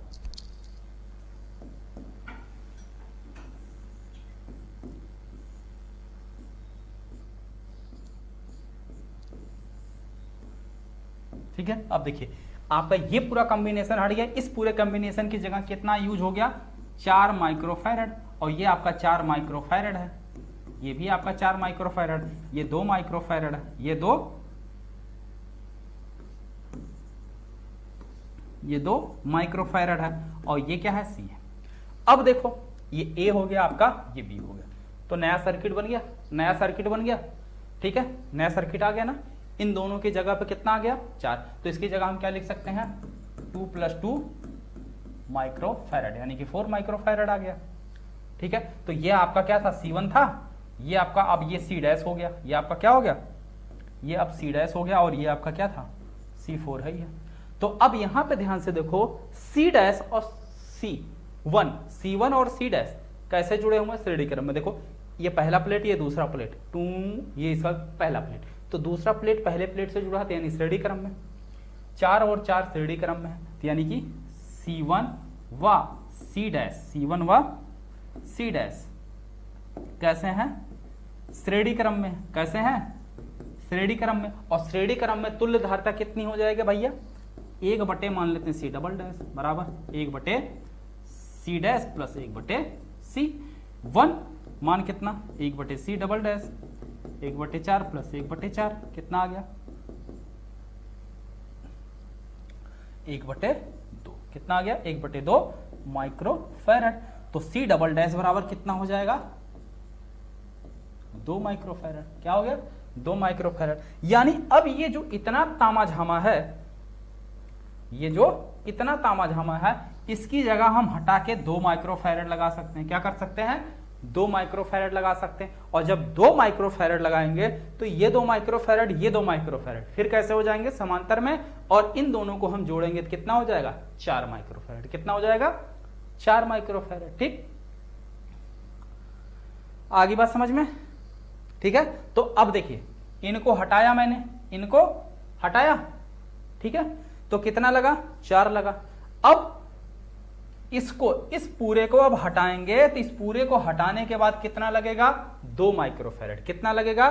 सिर्फ और सिर्फ 2 माइक्रोफैरड। तो चलिए इसको हम हटा लेते हैं।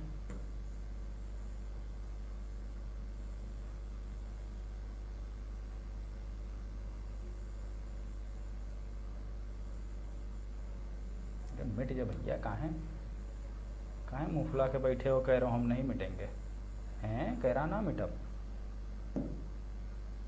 ऐसे ना मिटबा, ऐसे मिटबा है, यही सो नहीं मिटेगा। चलो कोई नहीं, मत मिटो। हाँ यार सही बोले, बहुत ऑप्शन है। सीधे नहीं मानोगे तो बेटा टेढ़े मानोगे। चलिए अब मिट गए। ओके, चलिए ये कहानी हो गई खत्म। तो यानी अब इन दोनों की जगह हम कितना यूज कर सकते हैं? 2 माइक्रोफैरड। ये देखो 2 माइक्रोफैरड यूज कर लिया, ये भी हो गया। तो अब इन दोनों का रिजल्टेंट कितना आएगा? 4 माइक्रोफैरड। यानी कि अब A के साथ ये आपका A हो गया, ये C हो गया। अब इसके साथ कितना लग जाएगा? 4 माइक्रोफैरड, और ये आपका B हो जाएगा। यानी ये दोनों सर्किट हट के, ये पूरा हर सर्किट हट के 2 और 2 समांतर में, तो समांतर क्रम में सीधे सीधे जुड़ जाएंगे, 2 + 2 4 हो जाएगा। ठीक, अब कह रहा है इन दोनों का तुल्य धारिता कितना है, 2 माइक्रोफैराड। कितना है, 2 माइक्रोफैराड। तो सी का मान, तो भैया तुल्य धारिता निकाल लेते हैं, मान लेते हैं C ट्रिपल डैश। कितना है, तुल्य धारिता C ट्रिपल डैश। और कैसे जुड़े हुए हैं, श्रेणी क्रम में। श्रेणी क्रम में तुल्य धारिता 1/C ट्रिपल डैश बराबर 1/C और प्लस 1/4 और 1/C डबल डैश का मान दिया हुआ कितना है, 2। कितना है, 2।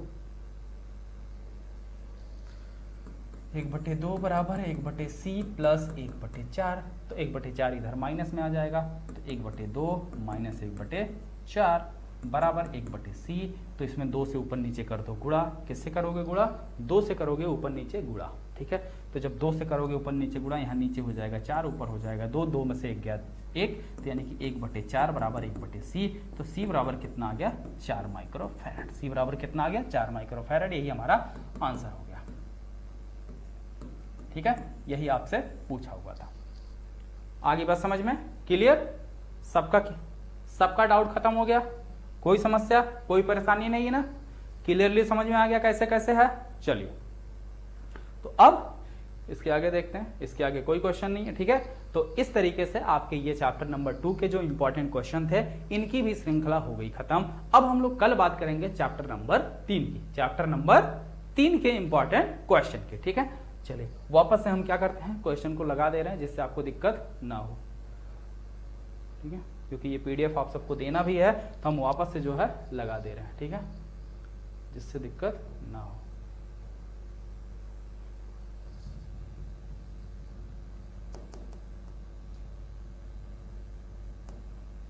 लग पाएगा, ट्राई कर रहे हैं, देखते हैं।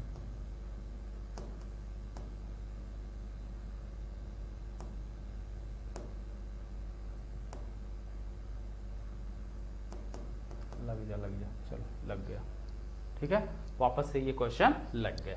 ठीक, चलिए तो धारा के मोस्ट इंपॉर्टेंट न्यूमेरिकल सॉल्व करने वाले हैं, यानी कि इस चैप्टर के जो ऐसे इंपॉर्टेंट है जो आपसे बोर्ड एग्जाम में यानी कि बोर्ड परीक्षा में पूछे जाते हैं, कुछ उस प्रकार के न्यूमेरिकल को हम लोग सॉल्व करेंगे। और इन सभी न्यूमेरिकल की अगर हम बात करें तो ये न्यूमेरिकल किसी न किसी साल आपके बोर्ड एग्जाम में जरूर पूछे गए हैं, इसमें जितने भी न्यूमेरिकल ऐड किए गए हैं। ठीक है, जैसा कि आप पहला न्यूमेरिकल यहाँ पे देख रहे हैं, बहुत ही आसान क्वेश्चन है। इस क्वेश्चन की अगर हम बात करें तो इस क्वेश्चन में देखिए आपको 5 नंबर में कैसे पूछा गया है।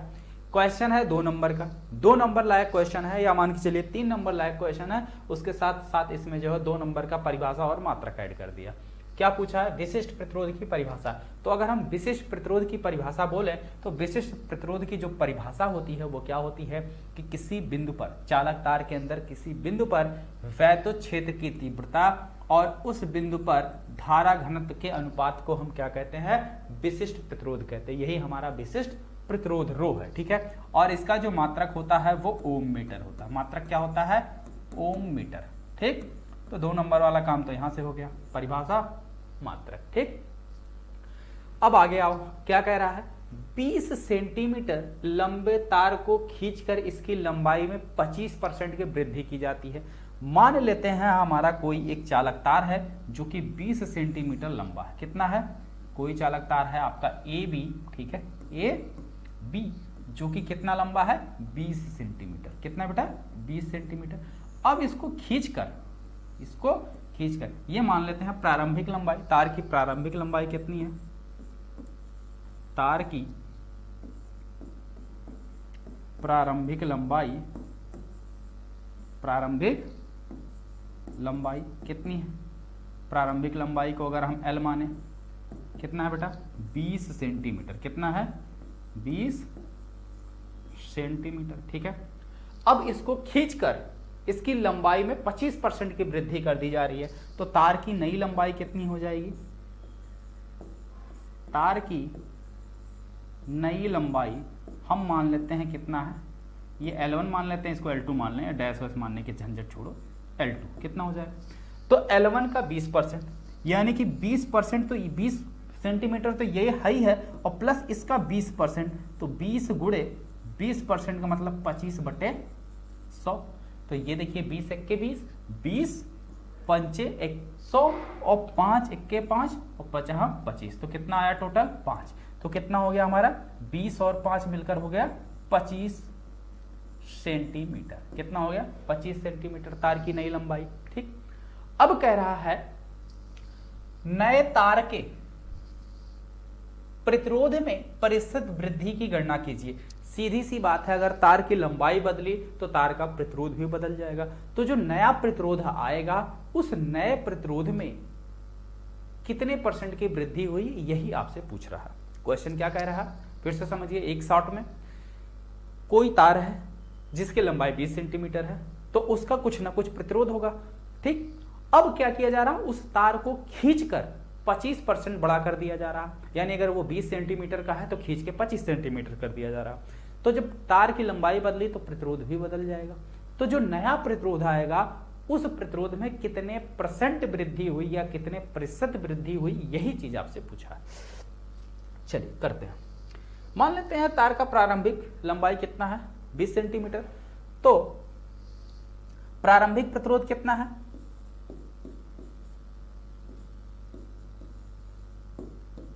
प्रारंभिक प्रतिरोध कितना हो जाएगा भाई R1। R1 बराबर क्या हो जाएगा, चालक तार है तो चालक तार का जो विशिष्ट प्रतिरोध रो होता है वो फिक्स होता है। कितना हो जाएगा रो L1/A1, L1/A1। ठीक है, ये पहला प्रतिरोध हो गया। तो नया प्रतिरोध कितना हो जाएगा,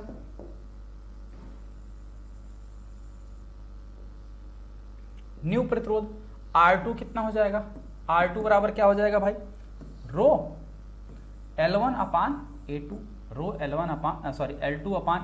L2/A2। तो अब यहां पे जो मान हमको दिया गया है वो मान तो हम रख लें। क्या दिया गया है, केवल हमें L1 पता है, L1 कितना है 20 सेंटीमीटर, तो रो इंटू 20/A1। ठीक, ये हमारा समीकरण नंबर 1 हो गया, समीकरण नंबर 1 हो गया।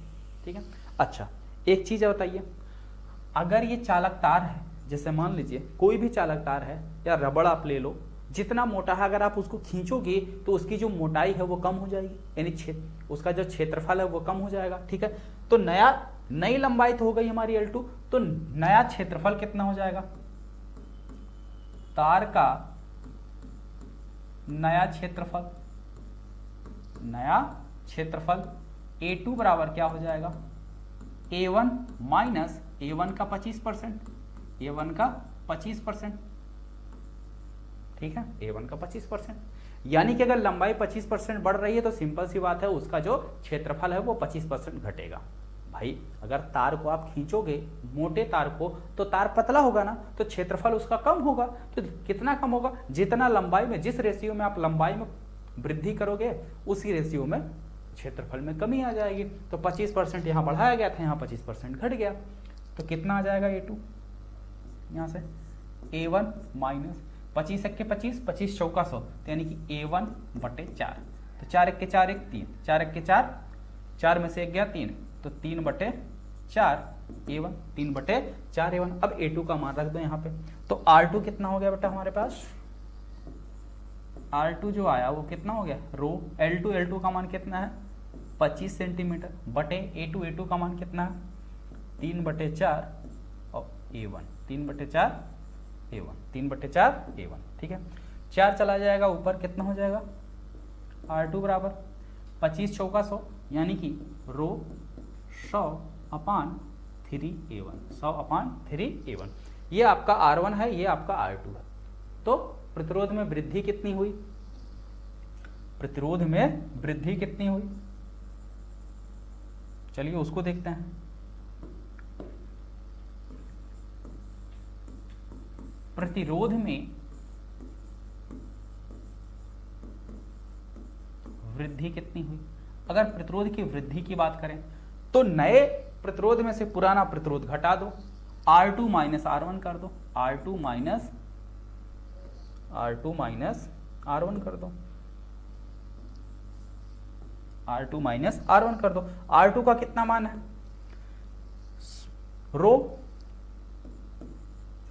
100/3A1 minus rho 20/A1। तो कुछ कॉमन है, जो कॉमन उसे कॉमन ले लो। क्या कॉमन है, रो अपान A1 कॉमन है, तो रो अपान A1 कॉमन हो गया, रो अपान A1 कॉमन हो गया, इसको कॉमन ले लिया हमने, कितना आया 100/3, 100/3 माइनस 20, तो 20 तिहाई 60, 100 में से 60 गया, कितना आएगा 40, तो कितना आ गया रो अपान A1 इंटू 40/3, 40/3, 40/3, ठीक है, क्लियर यहां तक, बोलो कोई डाउट है, कोई समस्या, कोई परेशानी, सॉरी 60 आएगा, सॉरी 20 तिहाई 60, 100 में से 60 गया, कितना आएगा 40/3, 40/3, ठीक है, क्लियर है यहां तक, कोई डाउट, कोई समस्या, कोई परेशानी हो तो बताओ जल्दी। कोई समस्या नहीं ना?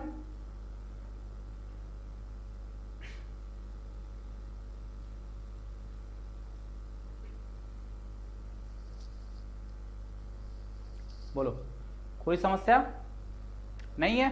चलिए अब अगर कोई समस्या नहीं है तो अब आगे देखो, नया प्रतिरोध तो निकल गया, हमें निकालना क्या है, प्रतिरोध में वृद्धि निकालनी है, प्रतिशत वृद्धि।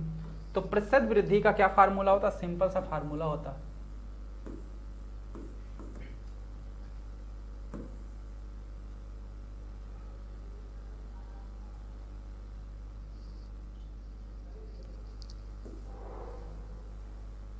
थोड़ी जगह बना रहे हैं बच्चों, ठीक है, जगह बन गई।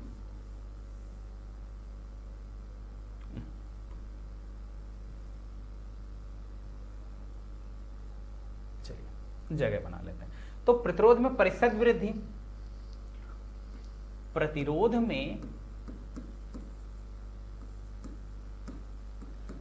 प्रतिशत जो वृद्धि होगी वो कितनी हो जाएगी, नया प्रतिरोध, यानी कि प्रतिरोध में वृद्धि, प्रतिशत वृद्धि मतलब क्या हो जाएगा, प्रतिरोध में वृद्धि बटे नया प्रतिरोध, नया प्रतिरोध, ठीक।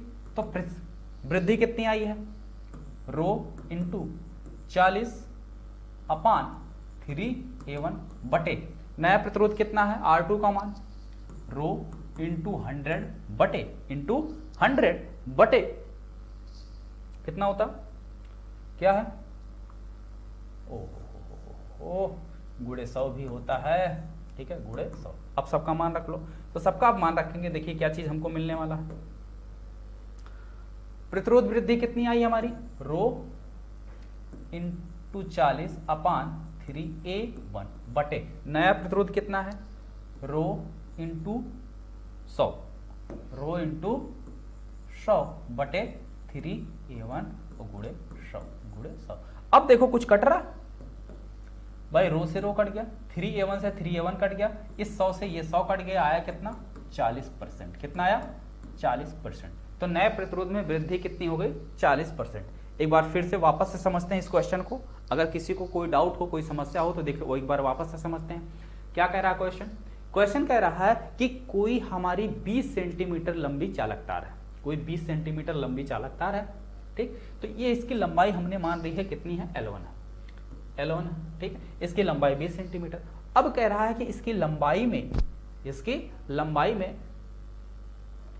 25% की वृद्धि की जा रही है, कितने की 25%। तो मान लेते हैं नई लंबाई जो है ये हो जाती है हमारी, ठीक है, नया तार आपका ये हो जा रहा है A' B', ये लंबाई आपकी हो गई L2, ये L2 कितनी है 25 सेंटीमीटर, कितना है 25 सेंटीमीटर, ठीक। अब कह रहा है कि इस नए तार के प्रतिरोध में कितने % की वृद्धि हुई, यही पूछ रहा है, यही आपका क्वेश्चन पूछ रहा है कि इस नए तार के प्रतिरोध में कितने % की वृद्धि हुई। इसके लिए हम क्या करेंगे, सबसे पहला काम तो हम ये करेंगे कि इस नए तार का प्रतिरोध निकाल लेंगे। क्या करेंगे, नए तार का प्रतिरोध निकालेंगे, फिर जितना प्रतिरोध आएगा उस प्रतिरोध में से पुराना प्रतिरोध घटा देंगे, तो प्रतिरोध में वृद्धि आएगी, प्रतिरोध में वृद्धि आई, क्योंकि हमें क्या पूछा, प्रतिरोध में वृद्धि परसेंटेज पूछा, तो परसेंटेज के लिए पहले हमें कितना प्रॉफिट हुआ या कितना बढ़ा वो चीज पता होना चाहिए, तो वृद्धि निकाल लिया। अब नए तार का पूछा तो नए तार से हमने कर दिया भाग, नया प्रतिरोध और गुणे होता है 100, गुणे होता है 100, तो कर दिया गया वही चीज। तो अब ये मान लेते हैं इसकी लंबाई L1 है पहले तार की, तो भाई अगर लंबाई L1 है तो पहले तार का कुछ ना कुछ प्रतिरोध होगा R1, तो R1 को ये रख लिया, L1 का मान दिया हुआ, ठीक। अब देखो, जब इसकी लंबाई हम 25% बढ़ाएंगे तो इसकी मोटाई घटेगी, कितनी घटेगी, जितनी लंबाई बढ़ाए हैं उतनी मोटाई घट जाएगी। तो लंबाई हम 25% बढ़ाएं तो इसलिए इसकी जो है क्षेत्रफल जो है यानी कि मोटाई जो है वो 25% कम हो जाएगी। तो A2 यानी कि नया क्षेत्रफल जो होगा पहले वाले क्षेत्रफल का 25% कम, तो पहले वाला क्षेत्रफल A1 माइनस A1 का 25%, A1 का 25%, ठीक। तो अब ये सॉल्व किया तो A2 का मान आ गया हमारा 3/4A1, 3/4A1। अब नया प्रतिरोध हमने निकाल लिया, R2 बराबर रो इंटू L2/A2, L2 का मान 25 और A2 का मान यहाँ निकाला गया, ठीक, ये निकल गया। अब प्रतिरोध में हमने वृद्धि निकाल ली, तो प्रतिरोध में वृद्धि के लिए क्या करेंगे, R2 में से यानी कि नए प्रतिरोध में से पुराना प्रतिरोध घटा दिया, तो प्रतिरोध वृद्धि आ गई। अब प्रतिरोध में परसेंटेज चाहिए, परसेंटेज के लिए प्रतिरोध में वृद्धि बटे नया प्रतिरोध गुणे 100, बस सिंपल, समझ में आ गया, क्लियर है सभी का या कोई डाउट है, क्लियर हो गया ना सबका। चलिए आगे बढ़ते हैं अगले क्वेश्चन पे।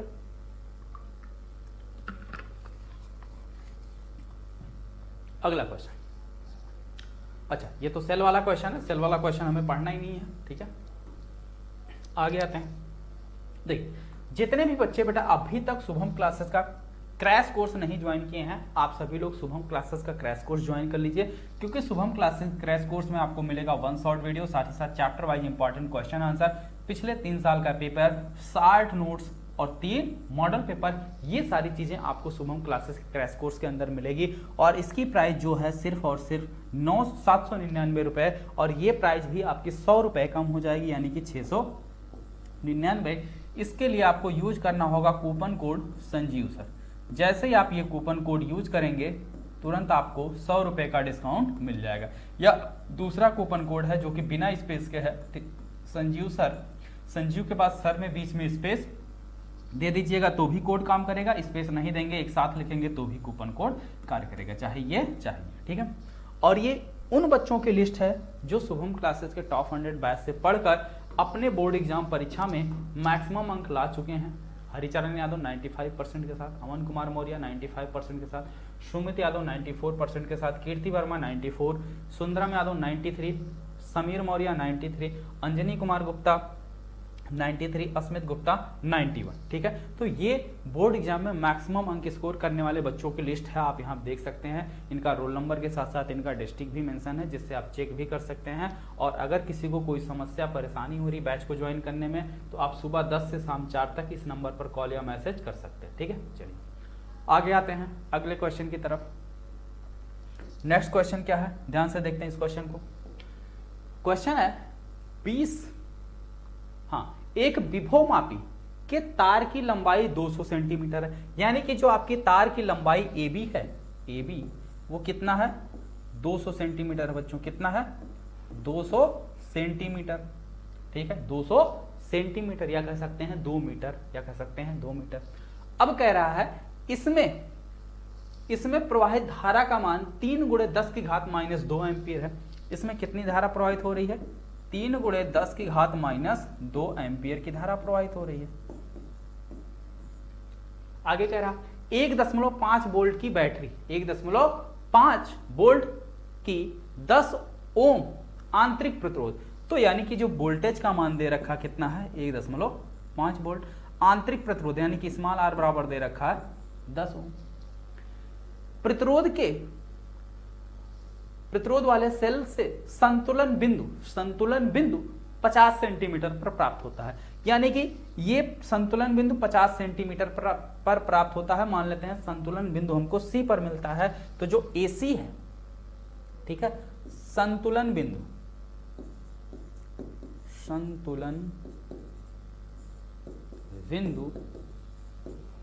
कहां पे मिल रहा, 50 सेंटीमीटर पर, तो यहां से 50 सेंटीमीटर, तो मान लेते हैं ये कितना हमारा AC बराबर कितना है, 50 सेंटीमीटर। तो अब जो A से C तक का विभवांतर होगा, जो A से C के बीच का विभवांतर होगा, वो कितना होगा, इस सेल के विद्युत वाहक बल के बराबर होगा, और इस सेल का विद्युत वाहक बल है कितना है, 1.5 वोल्ट, यानी कि 1.5 वोल्ट, कितना 1.5 वोल्ट। तो AC का भी विद्युत वाहक बल कितना होगा 1.5 वोल्ट। तो इसको निकालते कैसे हैं? मान लेते हैं ये जो चालक तार है इसका कुछ ना कुछ हमारा क्या होगा, विभव प्रवणता होगा। यानी कि जैसे जैसे हम इस बिंदु से इस बिंदु की तरफ जाएंगे तो इसके विभव के मान में क्या आएगी, कमी आएगी। तो हम मान लेते हैं वो विभव प्रवणता हमारी क्या है, के है। विभव प्रवणता हमारी क्या है, के है। माना तार की विभव प्रवणता, माना तार की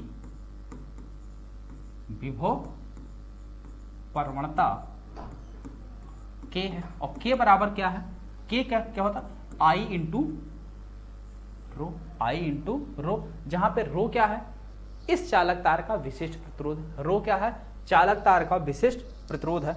इतनी बात समझ में आई सबको? बोलो हाँ या ना। यहां तक सबका क्लियर हुआ? बोलो यहां तक सबका क्लियर हुआ? ये रो जो है चालक तार का क्या है, विशिष्ट प्रतिरोध है। ठीक, अब हमको विभव प्रवणता मिल गया तो ए से सी के बीच का विभवांतर क्या हो जाएगा, ए से सी के बीच का विभवांतर, ए से सी के बीच विभवांतर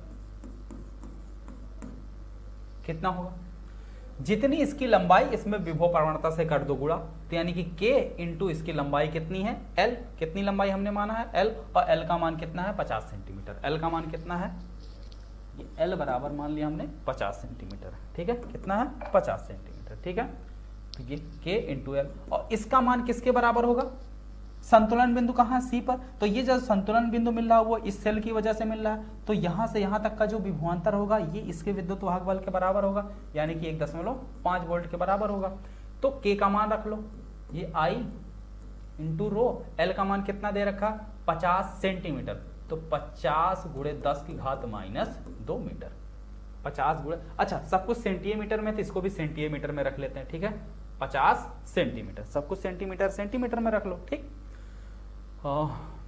बराबर कितना हो गया 1.5। तो यहां से रो बराबर कितना हो गया 1.5 और बटे आई का मान कितना है, कितना दिया हुआ देखो 3 गुणे 10 की घात -2, 3 गुणे 10 की घात -2 और गुणे कितना है 50, गुणे कितना है 50। ठीक है, सॉल्व करो कितना आएगा, देखो 1.5 एक्के 1.5 और 1.5 दूनी 3, 1.5 दूनी 3, 50 दूना 100, तो 10 की पावर -2 और गुणे 100, 100 का मतलब होता है 10 की पावर 2, 100 का मतलब होता है 10 की पावर 2।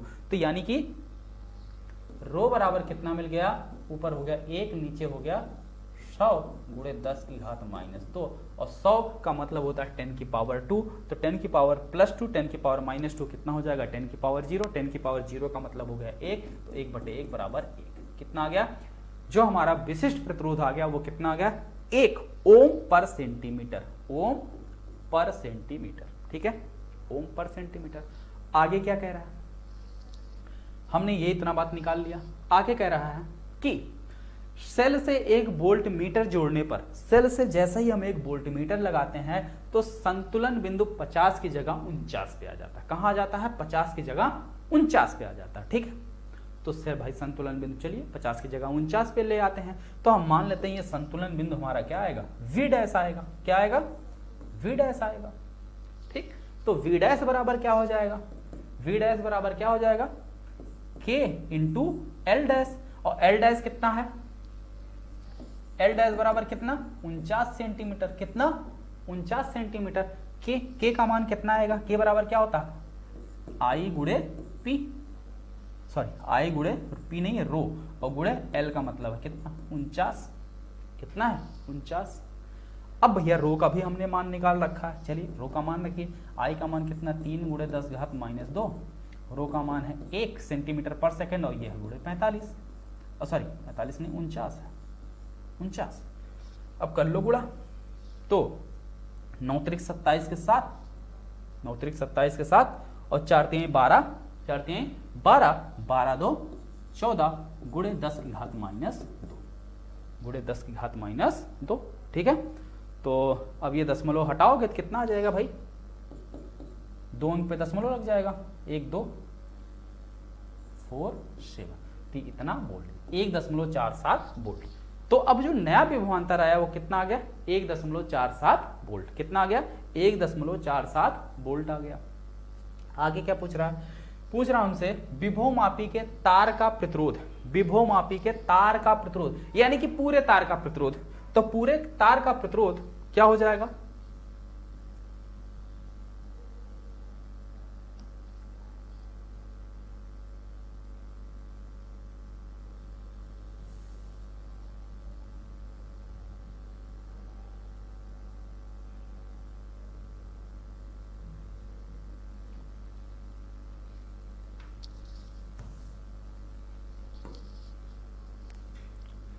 विभवमापी के, यहां ऊपर लिख दे रहा हूं, ठीक है,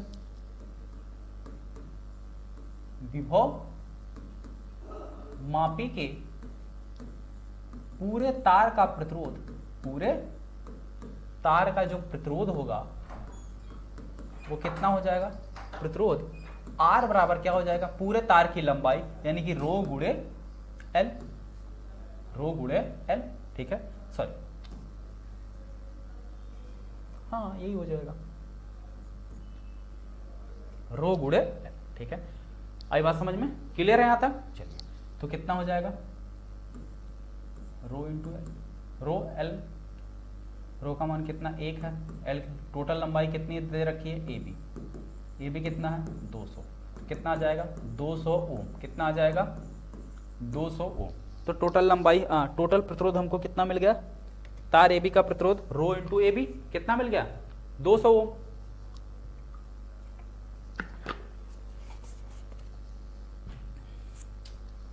ठीक, अब बस बच गया हमारे पास निकालने के लिए वोल्ट मीटर का प्रतिरोध और इसके पाठ्यांक की गणना, यानी कि हमें निकालनी है धारा, हमें निकालनी है धारा और सॉरी पाठ्यांक की गणना ना। तो वोल्ट मीटर का जो पाठ्यांक आएगा वो ये आ गया। अब हमें निकालना है वोल्ट मीटर का प्रतिरोध। तो देखो सीधी सी बात भैया, क्या इसके अंदर जो धारा प्रवाहित होगी, इसके अंदर जो धारा जा रही है, तो धारा का मान कैसे निकलेगा, धारा का मान निकलेगा कैसे, ठीक, यानी कि जो बी डैश आया है इसमें कुछ ना कुछ वोल्टेज में कमी आई है, कमी आई है, कितनी आई है, तो जो वी डैश हमारा, वी डैश बराबर E minus I R, E minus I R, ठीक है।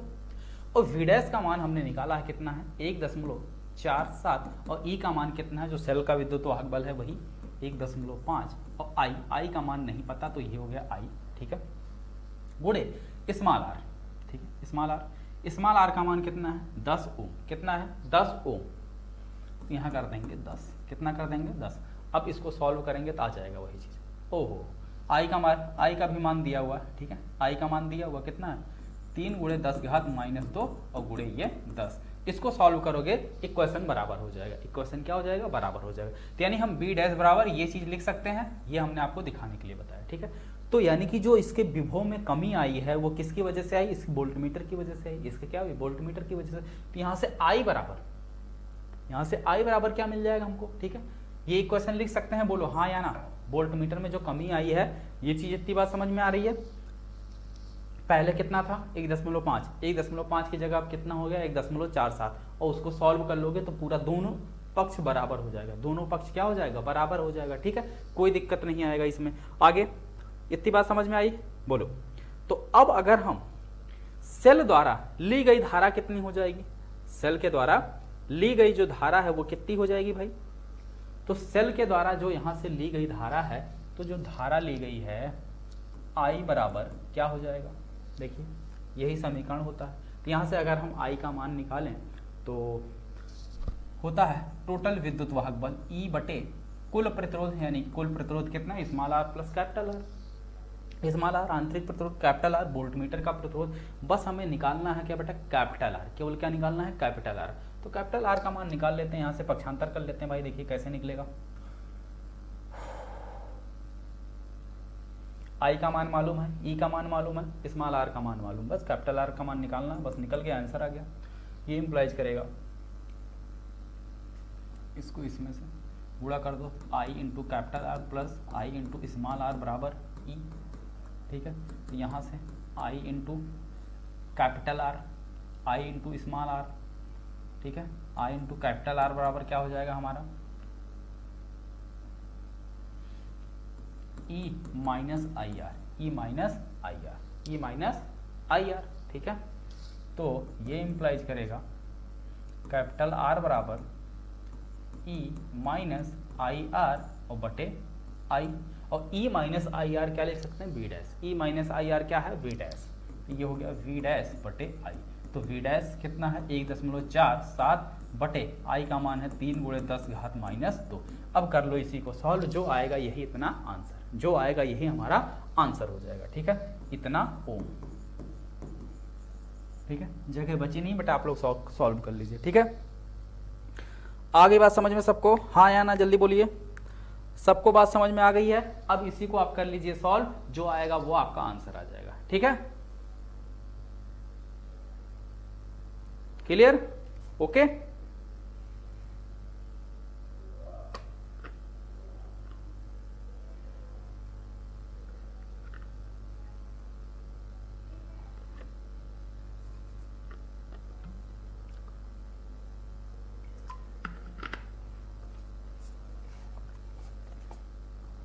चलिए आगे बढ़ते हैं अगले प्रश्न पर, आगे बढ़ते हैं हम लोग अगले क्वेश्चन की तरफ, ठीक।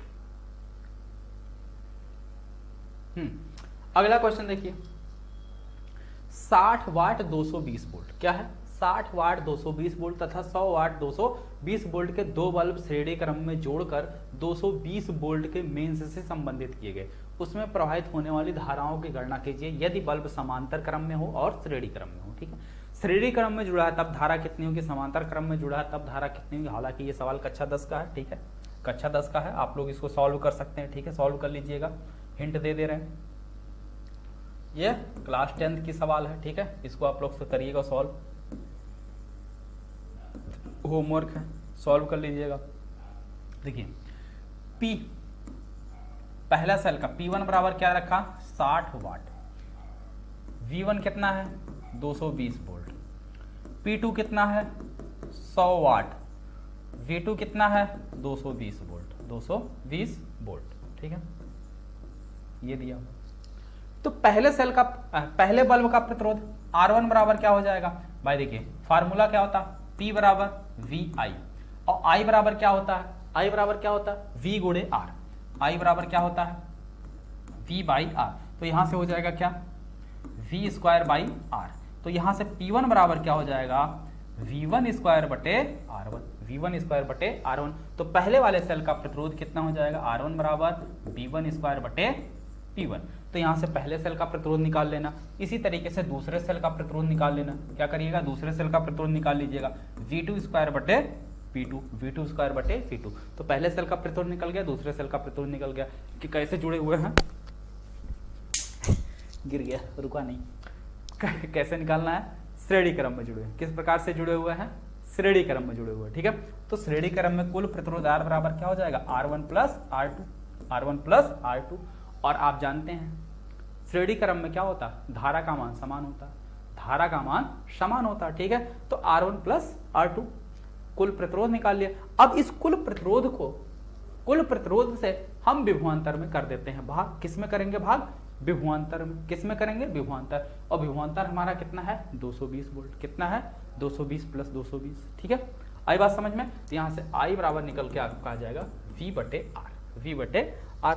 तो श्रेणी क्रम वाली धारा निकल के आ जाएगी, कौन सी धारा आ गई, श्रेणी क्रम वाली धारा आ गई, ठीक है, क्लियर है या कोई समस्या है,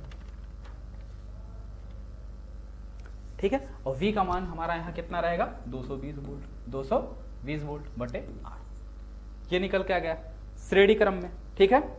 अब आगे कह रहा है कि बल्ब को अगर हम समांतर क्रम में जोड़ दें, क्या करें समांतर क्रम में जोड़ दें, तो अगर हम समांतर क्रम में जोड़ेंगे तो विभवांतर तो हमारा समान ही रहेगा, विभवांतर हमारा क्या होगा समान रहेगा। तो धारा निकालनी है तो P बराबर क्या होता है VI होता है, तो P1 बराबर क्या हो जाएगा भैया, हमें निकालना है धारा I, तो V का मान कांस्टेंट रहेगा दोनों में 220 220, तो I1 बराबर V/P1 और I2 बराबर V/P2, V/P2, ठीक है। यहां से I1 I2 निकल जाएगा, यानी कि ये समांतर क्रम में धारा अलग अलग हो जाएगी, श्रेणी क्रम में सेम धारा रहेगी I का मान, ठीक है। आई बात समझ में, सॉल्व हो जाएगा, बहुत आसानी से सॉल्व हो जाएगा, इसमें कोई दिक्कत वाली बात नहीं है। ठीक है, चलिए आगे बढ़ते हैं अगले सवाल की तरफ। अगला सवाल है वैद्युत चालकता को परिभाषित कीजिए। वैद्युत चालकता को परिभाषित कीजिए। एक चालक के पदार्थ के, चलिए क्या लिखा हुआ है, एक चालक के पदार्थ की विद्युत चालकता की गणना कीजिए। हमें विद्युत चालकता निकालनी है जिसकी लंबाई 3 सेंटीमीटर है, सॉरी लंबाई 3 मीटर है। एल बराबर कितना है, 3 मीटर है। आगे कह रहा है परिच्छेद का क्षेत्रफल ए बराबर 0.02 मिलीमीटर है। कितना है, मिलीमीटर। मिलीमीटर नहीं होना चाहिए यार, मीटर स्क्वायर होना चाहिए। एक सेकंड चेक करता हूं, मिलीमीटर है कि मीटर स्क्वायर है, मिलीमीटर स्क्वायर होना चाहिए क्योंकि प्रतिरोध का क्षेत्रफल है। ठीक है, मिलीमीटर स्क्वायर है, हाँ मिलीमीटर स्क्वायर है, यहाँ पे छूट गया है, मिलीमीटर स्क्वायर है। ठीक है, तो मिलीमीटर को मीटर में बदलने के लिए क्या करोगे, 10 की घात कितने से गुणा, 10 की घात मीटर में -3 से, कितने से, 10 की घात -3 से, और स्क्वायर है तो 10 की घात -3 इसका स्क्वायर कितना हो जाएगा, 0.02 गुणे 10 की घात -6 मीटर स्क्वायर। प्रतिरोध R बराबर कितना है, 2 ओम। कितना है, 2 ओम। ठीक है, अब हमें निकालना क्या है, विशिष्ट वैद्युत चालकता। तो वैद्युत चालकता बराबर होता है 1 प्रतिरोधकता। ठीक है, वैद्युत प्रतिरोधकता और प्रतिरोधकता रो बराबर क्या होता है, रो बराबर होता है RA/L। RA/L, देखो भैया R का भी मान दिया है, L का भी मान दिया है, A का मान दिया, सब का मान दिया है। यहाँ पे रख लीजिए, जो आएगा फिर उसको यहाँ पे रख दीजिए समीकरण नंबर। ये समीकरण नंबर 1 है, ये समीकरण नंबर 2 है। समीकरण नंबर 2 से इस रो का मान निकालिए, रो का मान यहाँ रख दीजिएगा, सिग्मा का मान निकल के आ जाएगा। ठीक है, आई बात समझ में, कैलकुलेशन हो जाएगा, बहुत आसान है, बहुत इजी कैलकुलेशन है, बस रख के गुणा और भाग करना। ठीक है, आई होप आप लोग कर लेंगे। आगे क्या लिखा हुआ, वैद्युत चालकता को परिभाषित कीजिए। अगर परिभाषित करना हो तो क्या लिखेंगे परिभाषा, वैद्युत प्रतिरोधकता के व्युत्क्रम को वैद्युत चालकता कहते हैं, यानी कि वैद्युत प्रतिरोधकता के व्युत्क्रम को वैद्युत चालकता कहते हैं। वही चीज है, बिल्कुल सिंपल। तो आप पहले वैद्युत प्रतिरोधकता निकाल लो, फिर इसका उल्टा कर दो, जो आएगा यानी कि इसमें उस जितना आएगा उसको, ठीक है, जितना आएगा उससे 1 में भाग कर दीजिए, उसका 1/, कर दीजिएगा, आंसर आ गया। ठीक है, चलिए आगे आते हैं अगले सवाल पर। अगला सवाल देखिए, तांबे में मुक्त इलेक्ट्रॉन घनत्व यानी कि n का मान दिया हुआ है 8.8 गुणे 10 की घात 28 मीटर -क्यूब, यानी कि पर मीटर क्यूब है। 20 सेंटीमीटर लंबाई L का मान दे रखा 20 सेंटीमीटर, मीटर में बदल लोगे 20 गुणे 10 घात -2 मीटर। आगे कह रहा है परिच्छेद का क्षेत्रफल 1 सेंटीमीटर स्क्वायर। ए बराबर कितना है, 1 सेंटीमीटर स्क्वायर। इसको मीटर में बदलोगे तो 1 गुणे 10 की पावर -4 मीटर स्क्वायर। ठीक है, आगे कह रहा तार से 4 वोल्ट की बैटरी जुड़ी है। V बराबर कितना है, 4 वोल्ट। ठीक है, तार में इलेक्ट्रॉनों की गतिशीलता यानी कि मोबिलिटी म्यू बराबर दे रखा है 4.5 गुणे 10 की घात -6 मीटर स्क्वायर है, मोबिलिटी है। ठीक है, मीटर स्क्वायर पर वोल्ट, मीटर स्क्वायर पर वोल्ट। ठीक है, ये चीज है। अब कह रहा क्या निकालना, क्या भाई इसमें इलेक्ट्रॉन कितने मीटर की धारा का मान ज्ञात कीजिए। इसमें क्या निकालना है, धारा का मान निकालना, आई। तो आई का क्या फार्मूला होता है, आई बराबर हम लोग पढ़े NEA VD। जहां पर हमें VD नहीं पता तो ये समीकरण नंबर 1 हो गया। VD बराबर क्या होता है भैया, VD बराबर होता है mu into V/L, mu into V/L, जहां पे म्यू क्या है, मोबिलिटी है, V क्या है, वोल्ट है, L क्या है, चालक तार की लंबाई। तो फार्मूले में ये मान रख दो, तो NEA म्यू V/L, ये आई का नया फार्मूला बन गया, समीकरण नंबर 2। अब इसी समीकरण नंबर 2 में आप क्या करिए, सभी का मान उठाकर रख लीजिए। ठीक है, देखिए n का मान दिया है, E का मान आप जानते हैं, E बराबर कितना होता है, 1.6 गुणे 10 घात -19। E का मान जानते हैं, E रख लीजिए। ए का भी मान दिया हुआ वो रख लीजिए, म्यू का मान दिया हुआ ये रख लीजिए, उसके बाद फिर वी का मान दिया है वो रख लीजिए, एल का मान दिया हुआ यहाँ एल का मान रख लीजिए, बस सॉल्व कर लीजिएगा, आपका सीधा सीधा आंसर आ जाएगा। ठीक है बेटा, अब हो जाएगा या कोई डाउट, कोई परेशानी है? हो जाएगा ना सबका? ठीक है,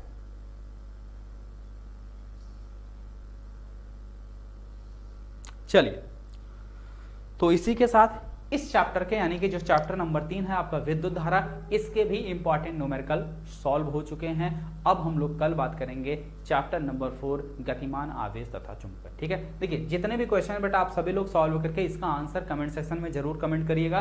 देखिए पूरा सब कुछ मेहनत मैंने कर दिया, बस आपको यानी कि खाना मैंने पका दिया, बस निकाल के खाना, यानी बस कैलकुलेशन कर लेना। ठीक है, थाली लेके आपको बैठना है। ठीक है, तो इतना आई होप आप लोग कर लेंगे। ठीक, चलिए मिलते हैं फिर अगले वीडियो में। ठीक है, और जितने भी बच्चे अभी तक क्रैश कोर्स नहीं ज्वाइन किए हैं वो Shubham classes crash course join कर लें, और कूपन कोड आप यूज कीजिएगा संजीव सर, आपको 100 रुपये का छूट मिल जाएगा। ठीक है, ये आपका कूपन कोड है, इस कूपन कोड को यूज करिएगा, आपको 100 रुपये का छूट मिल जाएगा। ओके बच्चों, चलिए ओके, थैंक यू, मिलते हैं फिर कल।